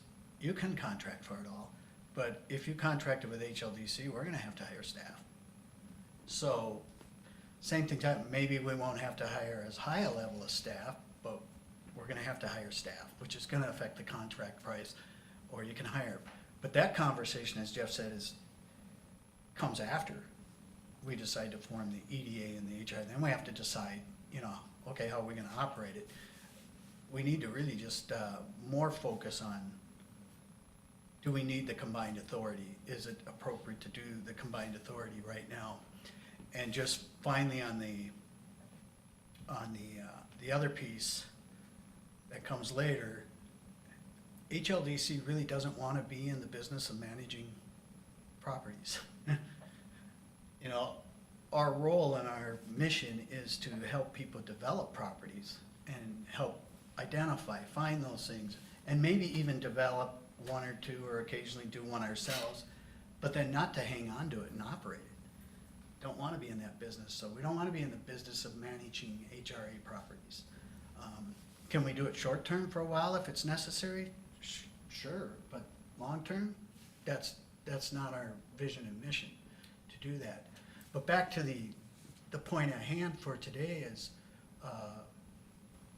Ehlers did a very nice job of putting the report together, pretty much summarized what the committee came up with. Everybody had an opportunity to voice an opinion and ask a lot of questions, so they really understood, what this was all about. And then in the second meeting, we had the new information about, HRDC contract canceling with HRA and how that affected all of this. And that's how we arrived at the point where the committee's recommendation was, in light of the fact that basically, unfortunately, for 2 years, better part of 2 years anyhow, HRA has just not had the resources of capacity to get anything done. The county board has oversight over those things. We have a responsibility to address those things, and we tried multiple different ways. It's not working. And so this is an opportunity, since we're creating the ADA, to bring that efficiency in. There's a lot of positives that can go along with that. Again, it's more efficient to have the two entities as one authority. The board makeup, as we've discussed here, if we just do the five members here, you've got district representation all the way across the county, which is good. And also it allows for the EDA board and the new HRA board to more wisely use funds available, which will have an immediate impact on fixing our current HRA issues. County could rapidly address HRA needs within its own capacity or by leveraging current partners. Current funding would allow the county to hire an EDA housing director or to contract for services if we choose to. Again, that's a discussion after we create the board. And meetings could be held after county board meetings on a monthly basis, so it really wouldn't take a lot of extra effort on our behalf to hold those meetings, so. But it really comes down to me that I think where we're at today, whatever circumstances got us here, I think it's the best thing to do in order to solve the problems we have and, set us up to take advantage of opportunities that come along that we haven't had before. In parentheses around the decisions or the conversation about us, and then skipping over to the question about how much is this gonna cost, I would intend to show a budget that works within the amount of money that we currently have allocated, the 120 and the 100. That's what's allocated to operate EDA and HRA at this point in time. Whether you contract for it or whether you hire your staff, we can't have a big increase to start that until we demonstrate that we're getting some stuff done. So the 120 would be enough for this proposed staff that you're talking about? I'm not talking about two staff at this point, Commissioner. I'm talking about one person, whether they be half to full-time. Yeah, but the 120 would cover that. That's my intention. Okay. That instead of paying an administrative fee for a contract, that we have the opportunity to allocate that towards staff. Or you have the opportunity to allocate that to a different contract. Same thing. But I wouldn't intend to show a budget that was significantly above that. Well, I personally like the idea of starting out with the board of being just the 5 members, because I have a whole list of enabling things that I would like to see in it if it wasn't going to be this board. Because I believe strongly in the concept of representation. It's the people who represent the people are the ones who should be doing the eminent domain things, selling bonds, any tax levies, those decisions should be made by those who are elected We're accountable. and accountable. Yeah. I would agree with you on that, Tom. And those are powers that EDA boards can have. I was going through, one eminent domain. I don't know if I wanna touch that one. It needs to be elected people doing those kind of things.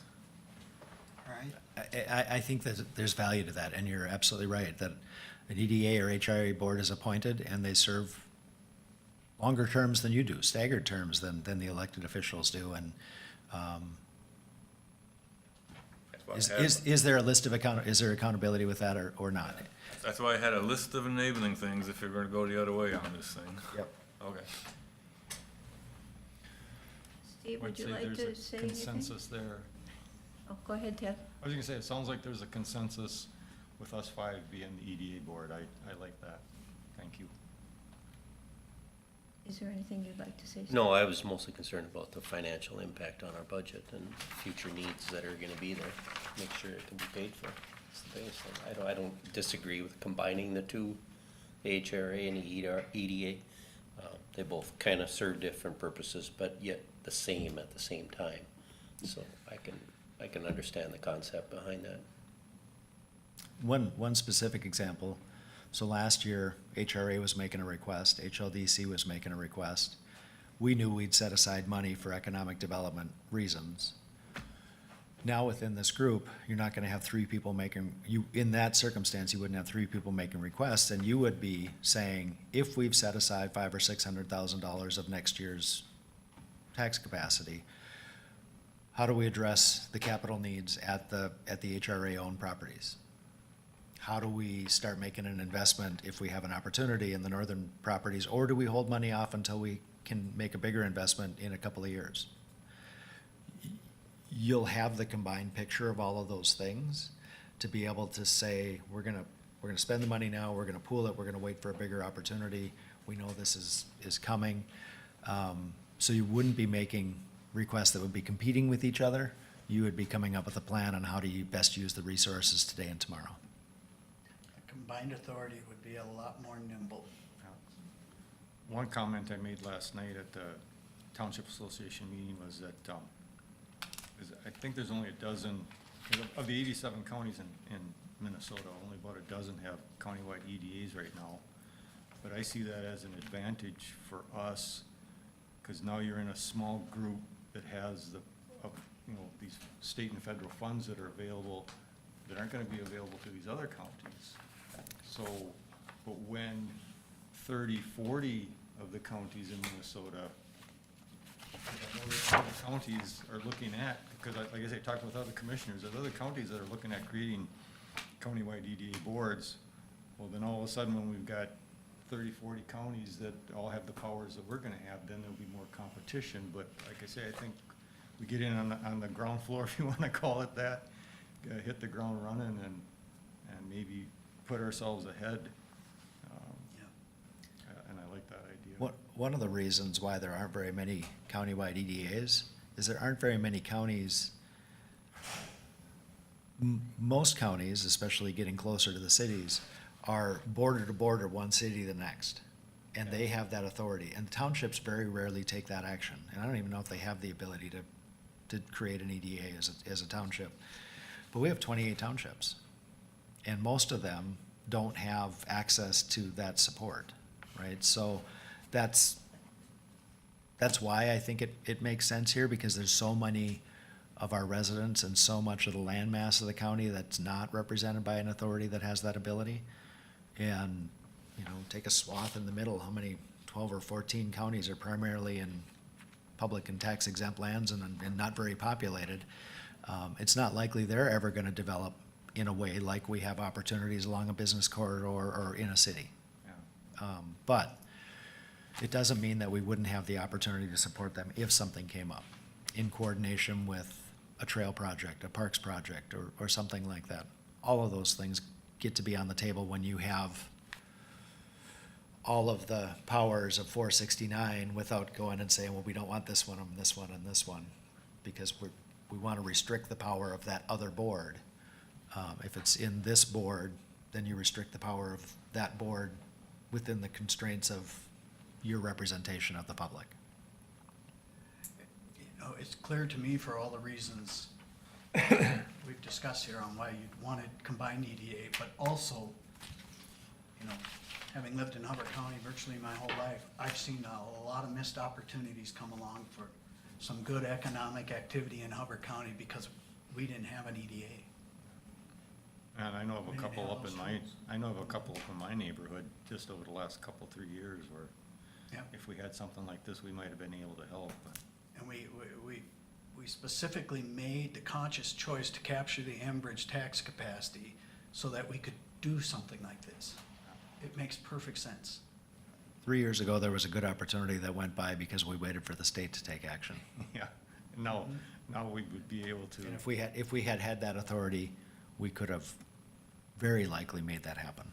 Which would improve the quality of life for every resident of Hubbard County. Jeff, do you need to summarize what you think you've heard from us, so for the needed resolution, or? So what I'm hearing is I will ask Bruce to help me draft a resolution that creates a combined authority, starting with the membership of this board as that board. Then the next function would be to identify the scope of the authority, which the committee report recommends the full authority of 469. And then the other item would be that board would then create their own bylaws for working and identification of, chair, vice chair, et cetera. It wouldn't necessarily have to follow what this group in this iteration does. And from a standpoint of bylaws, my recommendation, if this group is that group, I would recommend that we pick either the first or the third Tuesday and schedule that meeting to start at 11 o'clock or right after the county board meeting, so that we're not creating additional demands of your time, hours instead of additional days. Is there anything else that you think should be part of this discussion for Jeff?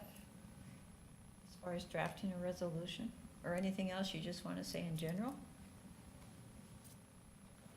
I guess one thing that was on my mind, David had said that HLDC doesn't want to be in the business of rental properties. Well, is the intent then of HLDC to try to give the Pinecrest apartments to the county and have it underneath the ADA HRA combination?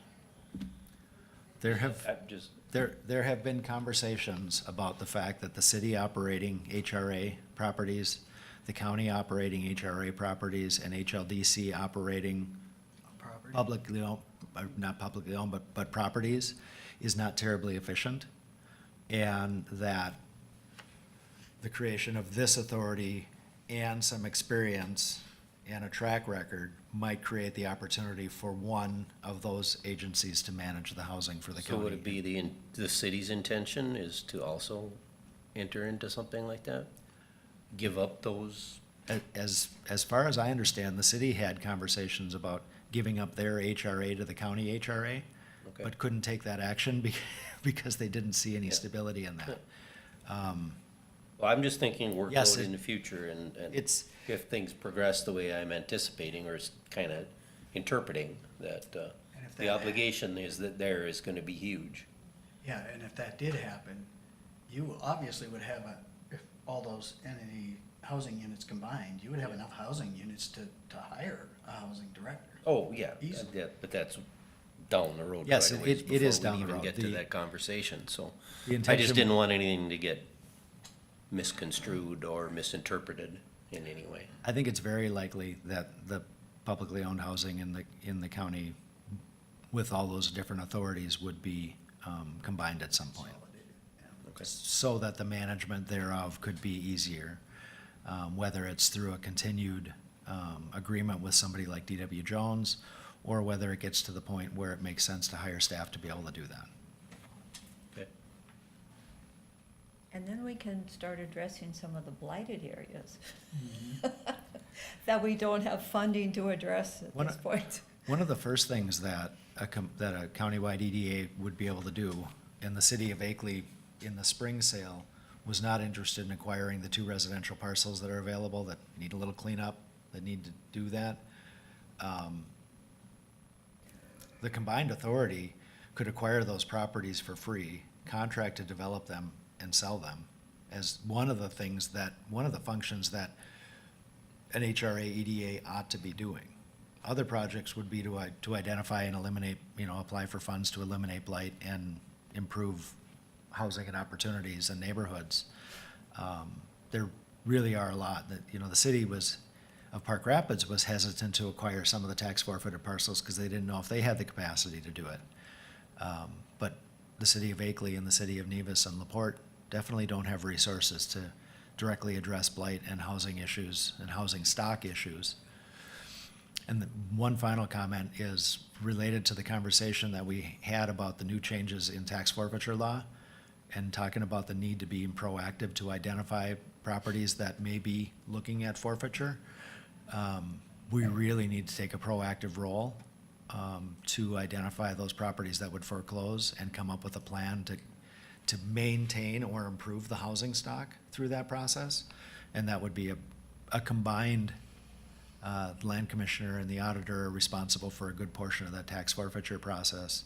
But the development opportunity would probably be an economic development or HRA opportunity. Would we purchase a house going into tax forfeiture to be able to make it available as an HRA property? Or would we purchase a property to be able to make it available for sale so it's privately owned? Both of those options would be available, and I think you could imagine circumstances where either one would be beneficial, depending on the property. And then when you think about those things, you now start to see and visualize the different roles of each entity we're talking about, whether it's HLTC, HRA, EDA, or HRDC. They all have a role depending on what your intention is. Yeah. Good discussion. So that'd be the draft resolution that I'll include in the packet, and I will give you a heads up if we're planning on bringing it on the 6th or on the 20th. I'm leaning towards the 6th because I think we need to be able to support the current HRA board in whatever transition this looks like. And I'm hearing more consensus than not. So I think I'll shoot for the 6th for that. I don't think we need Bruce here to represent anything in the report, having 3 people who participated in those sessions here in the room. Anything else before we move on? Okay, thank you all for coming so prepared, I appreciate that. As to this. No. No. No, I'm just looking for consensus on how to put it on the next one. But thank you. And then my administrative report I'll keep really short because this has been a long conversation. There have recently been some news about the relationship between the 2 tenants of the building next to us. And I know some of you have heard it and some of you haven't heard it. And I'm trying to mitigate that conversation and work to create better neighbors, more cooperative neighbors. But at one point, I had told the Historical Society that the sublease with Nemeth was completely up to them and their board to regulate. And then I looked back through the minutes, as I was directed to do by the Nemeth board members, and this board did approve that sublease in June of 2022. So everything that looked like it was clear now looks a lot grayer. And even if it was crystal clear, is it best for the community to have one of those entities not have a home? Or is it better for them to find a way to work together so that they can both continue to serve the community? So that's the last conversation I had with Nancy, with the Historical Society, and David Welly with the Nemeth Foundation. And I'm going to encourage them to work together to do that. One of the primary issues they have is with their security system, and their security system is something that's beyond our control, and it's our property. So maybe that's the piece where we can help, is we can find a security system that works better for us than the one that they currently have that seems to be a technological problem, which we know can happen to anybody. But I just wanted to address that I've had conversations with both boards about that. And when I read the one letter canceling the contract and the other letter rebuttaling the cancellation, anybody that would read those would look at them and say, nothing is clear here. And it seems it's more of a relationship issue than it is a right or wrong issue. So that I'm pursuing that course with that to this point. It might be important, Tom, for us to talk after the meeting. It may be good for you to have a conversation with David Welly, with the Nemeth board. But maybe we can take a minute and we can talk a little bit about that.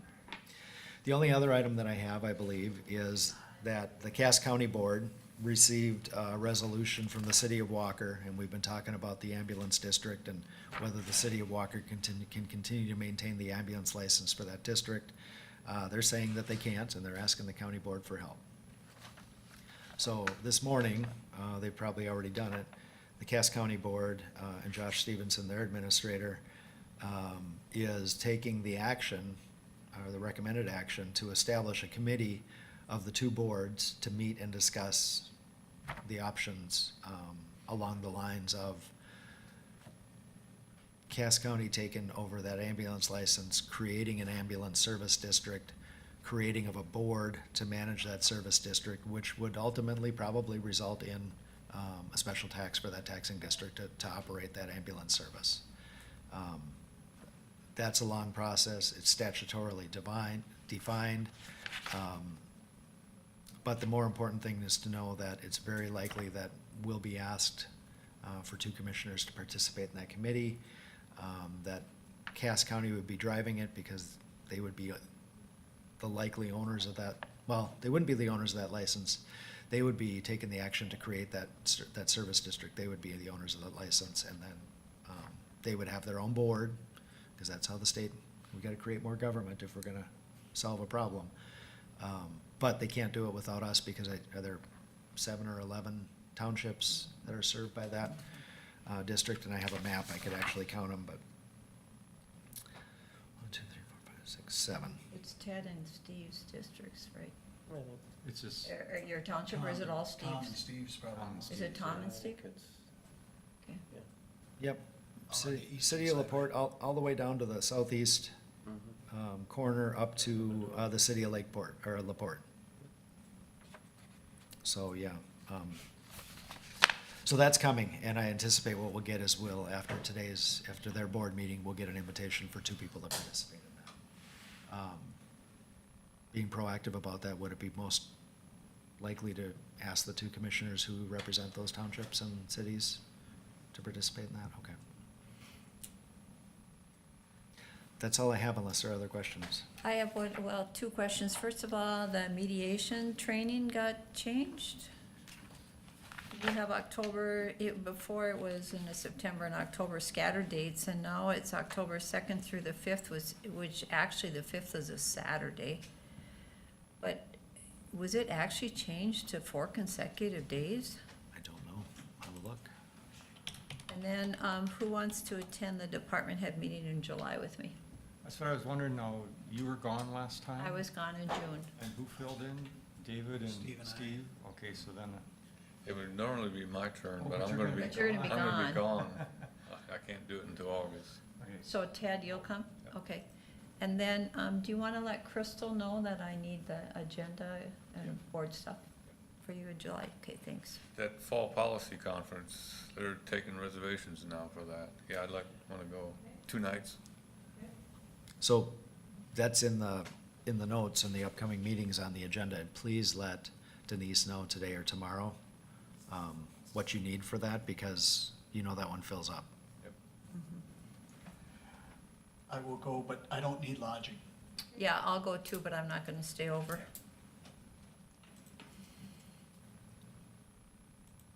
All right, anything else, or can we adjourn? Motion to adjourn? Got committee Committee reports. reports. Oh, I forgot all about committee reports, because I don't have any. Go ahead, who wants to share? I had the Healthy Hubbard County at 2030. I don't have my notes with me, but apparently COVID numbers are up a little bit more. There's lack of testing. Really, that's probably the driving factor. You could have a lot of cases that just aren't being accounted for. Vaccines are now up to the obligation of the insurance companies. There's no free stuff anymore, so people aren't getting vaccines, but it's up to your choice to have it anyway. But WIC numbers for the group are way up. Really? It was 534, I believe, just in Hubbard County wow. of WIC clients. What did they It's think, why the huge increase? economy. The price the price of groceries and supplies is so high that more people are reliant on it. Plus, they also upped their numbers for fresh fruits and vegetables and things like that, trying to get the more healthy aspect into the diet. So, and there's a survey that's gonna be out about the opioid settlement money, where that's gonna get spent, and how it's gonna be spent. So there's a survey that's gonna be out. I believe she was gonna come to the board sometime and make a presentation about it. I took the survey and just asked you to prioritize what you think is most important to the least important, so that they know where the dollars should be spent, in the settlement dollars should be spent. So that's all I had. Thanks, Steve. Tom? Yeah, I got a couple. One of them is the Parks Board. This one goes back all the way to June 24th meeting, because I wasn't here the first Tuesday of July. One of the things the Parks Board requested that the pickleball club remove the rules board that they had put up without permission, because it pertained only to them, and you know, there's other people who use it besides the pickleball club. So, you know, yeah, they kind of didn't go through the Parks Board in getting that up. So that's gonna come down, or probably has already. They got estimates for the fence at the dog park. For a 4-foot high fence, it'd be $25,000. And the sidewalk leading to it is $6,000. So I believe they agreed to ask Corey to put in the budget for next year at the parks only the $6,000 for 2025 for the sidewalk, and then $25,000 for 2026. You know, kind of spread it out a little bit. So in 2025, once that sidewalk is in, it could still be used. It's just the dogs won't be fenced in for the first year. And then they they will be including in the 2025 budget a proposal for $10,000 to replace the basketball backboards there at Harlan Park. And then that's all for that one. And the Mental Health Board, the Local Advisory Council, they talked about unmet needs. One of them is not enough low-income housing, so that's something to keep in mind as we work with the HRA. Not enough volunteers for medical transportation, and then they would like to see an expansion of the bus route to include more rural areas. There are some who live out in rural areas and are not able to get bus transportation from the county.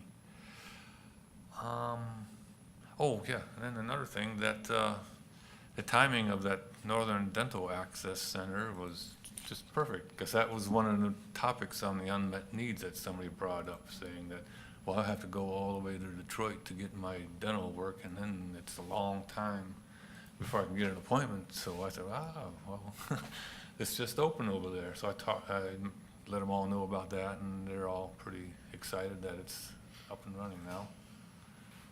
I got a question on the transportation needs. So are they aware of who hires out for transportation in this area? And then do they have a way of reimbursement, or did they expound on the transportation needs? But they did. Right now, the only reimbursement that happens is mileage for the volunteer. They were talking. Yes, but there's transportation that you can actually hire. Would they have coverage then? Or would they have to pay for that out of pocket? So it's not the volunteer, there's actually, it's kind of like a taxi service, but that's not the right word. No, we didn't talk about that. I'm not sure that's available.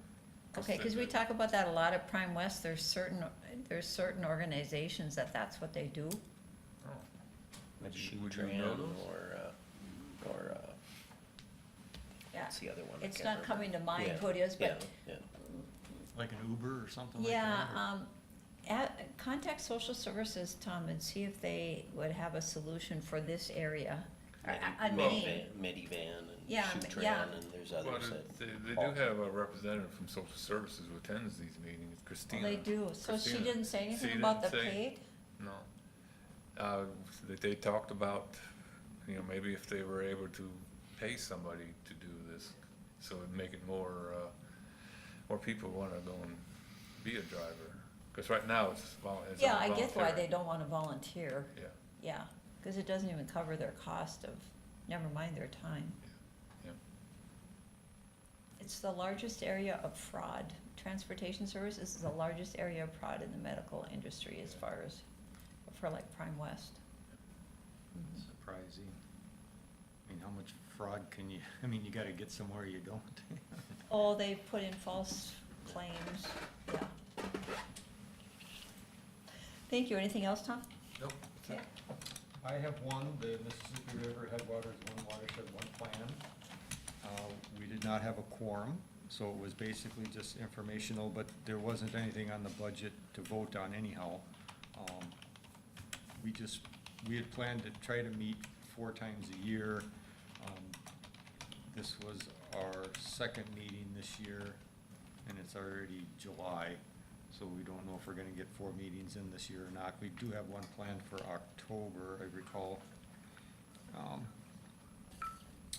Let's see, but Hubbard County has got some forest stewardship dollars still available. And they also talked about new funding that we've got. I got that total here somewhere.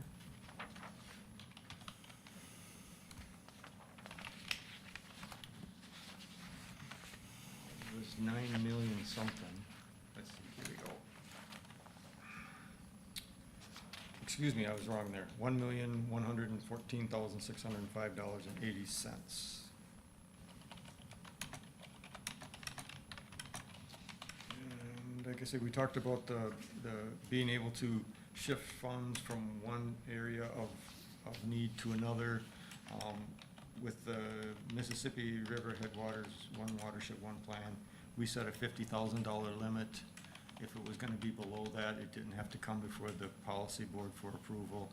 And if it gets over that, then they have to come before the board.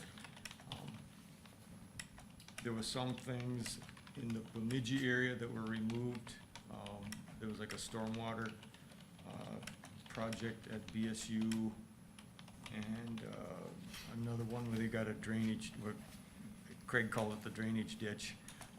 But those funds were, instead of using the One Watershed, One Plan funds, Enbridge had given a bunch of money, so they were using, to the city of Bemidji.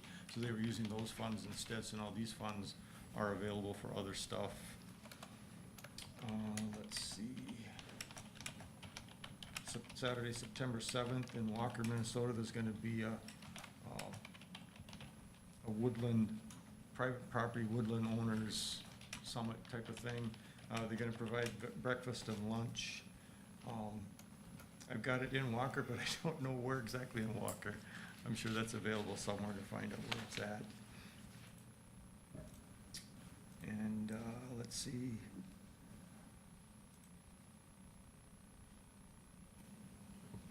We talked about some erosion issues on Stump Lake, which is obviously one of the Mississippi Headwaters lakes. And they were talking about shifting funding from one area to help address that. It's a kind of a, with the high water this year, it's become an issue that wasn't a problem in prior years when the water levels were low. So it's kind of nice that they have a little bit of flexibility with these plans when something like this comes up, that they can shift things around. And that's really, like I say, it was without a quorum, it was basically just informational. We went over a little bit on the 2025 watershed plan that we here at Hubbard County approved. I don't remember if it was February or March, so. And that's all I got. Okay, thanks, Ted. Dave? Just a few things real quick. Obviously, the fair's this week, so if anybody's gonna make it to senior day or not, but I'm gonna try. I have a meeting at 1 though too, so. It's the 19th, correct? Yep. It's on Friday, right? Yep. Yes. Yeah, I can't make it on Friday. I think it starts like at senior recognitions, like at noon or 12:30 or something like that. Yeah, like 11:30, I got 11:30 here, yeah, and I've got a meeting that morning, so I'll be in Bacchus. Yeah. I guess I'll commit to being there. Okay. And then you heard from Extension today, so we have an interim 4-H director while we're going through the process of looking for candidates for the 4-H position. So that's moving along. And then I had an airport meeting and just struggling to find funding for building hangars and for the arrival and departure building that badly needs an update, so. But those are always tough because federal grants, and it's really hard to do without grant money, some of that stuff. So then you just have to wait your turn, basically, a lot of times. So. Can I ask a question? Yeah. I mean, you know, my wife's on that 4-H, and you're looking for another candidate for the 4-H coordinator. But she said, in the last one, she doesn't give me names and everything, but said in the last one, there was a strong second place person. Why couldn't they go to that instead of having to go through this whole process all over again? I think some felt there was a strong second place, some didn't. And ultimately, it's the decision of the U of M on who they hire. So that's how that came. Okay. Yeah. Because Mary Jo, that's how she was in the same starting position as this strong second candidate. Yeah, it's a little frustrating from that aspect, but I kind of understand why it is that way though too. I mean, they have to supervise and manage. So, yeah, there was a mixed bag there on Okay. how the committee felt, I think. So we go through the process again. All over again, yeah. Seems like it's continual, doesn't it? You know, some of these things, well, if it's not one committee, it's another. Yeah, it's not easy to find help today. And some areas are really difficult to find help in. And I feel that I'd like to think that when I'm done being a commissioner, that I would be available. I mean, like, we talked about being on the planning commission before. Committees, yeah. That was one of the best times I ever had, you know? And I would really like to be on that again. But I know Mike Kovakovic, who's in my district, is doing an excellent job too, so. That's good to know, because that's probably the biggest time commitment out of any of the committees, really. Yeah. It's planning commission. I don't know if I would move to another district so I could serve. Right. Okay, is that That's it? not an easy one to find though, because you gotta have some thick skin too. You gotta have some background knowledge, which is hard to find for a lot of that information. Yeah. Okay, thank you, are we ready to, and I don't have any, I was on vacation, so is anybody ready to adjourn? I'll move. Tom moves? Dave seconds, all in favor? Aye. Aye, motion carries. So Denise, you'll register me, right? Yes. Okay, thank you. So, while Jeff was looking at the Oh, yeah, did you do that? that's my results, whatever that means. Your first base are 5s. Okay, so you are an information reactionary person, so information, you want information, reactionary is you wanna take into account everybody that's giving input. Basically, you don't want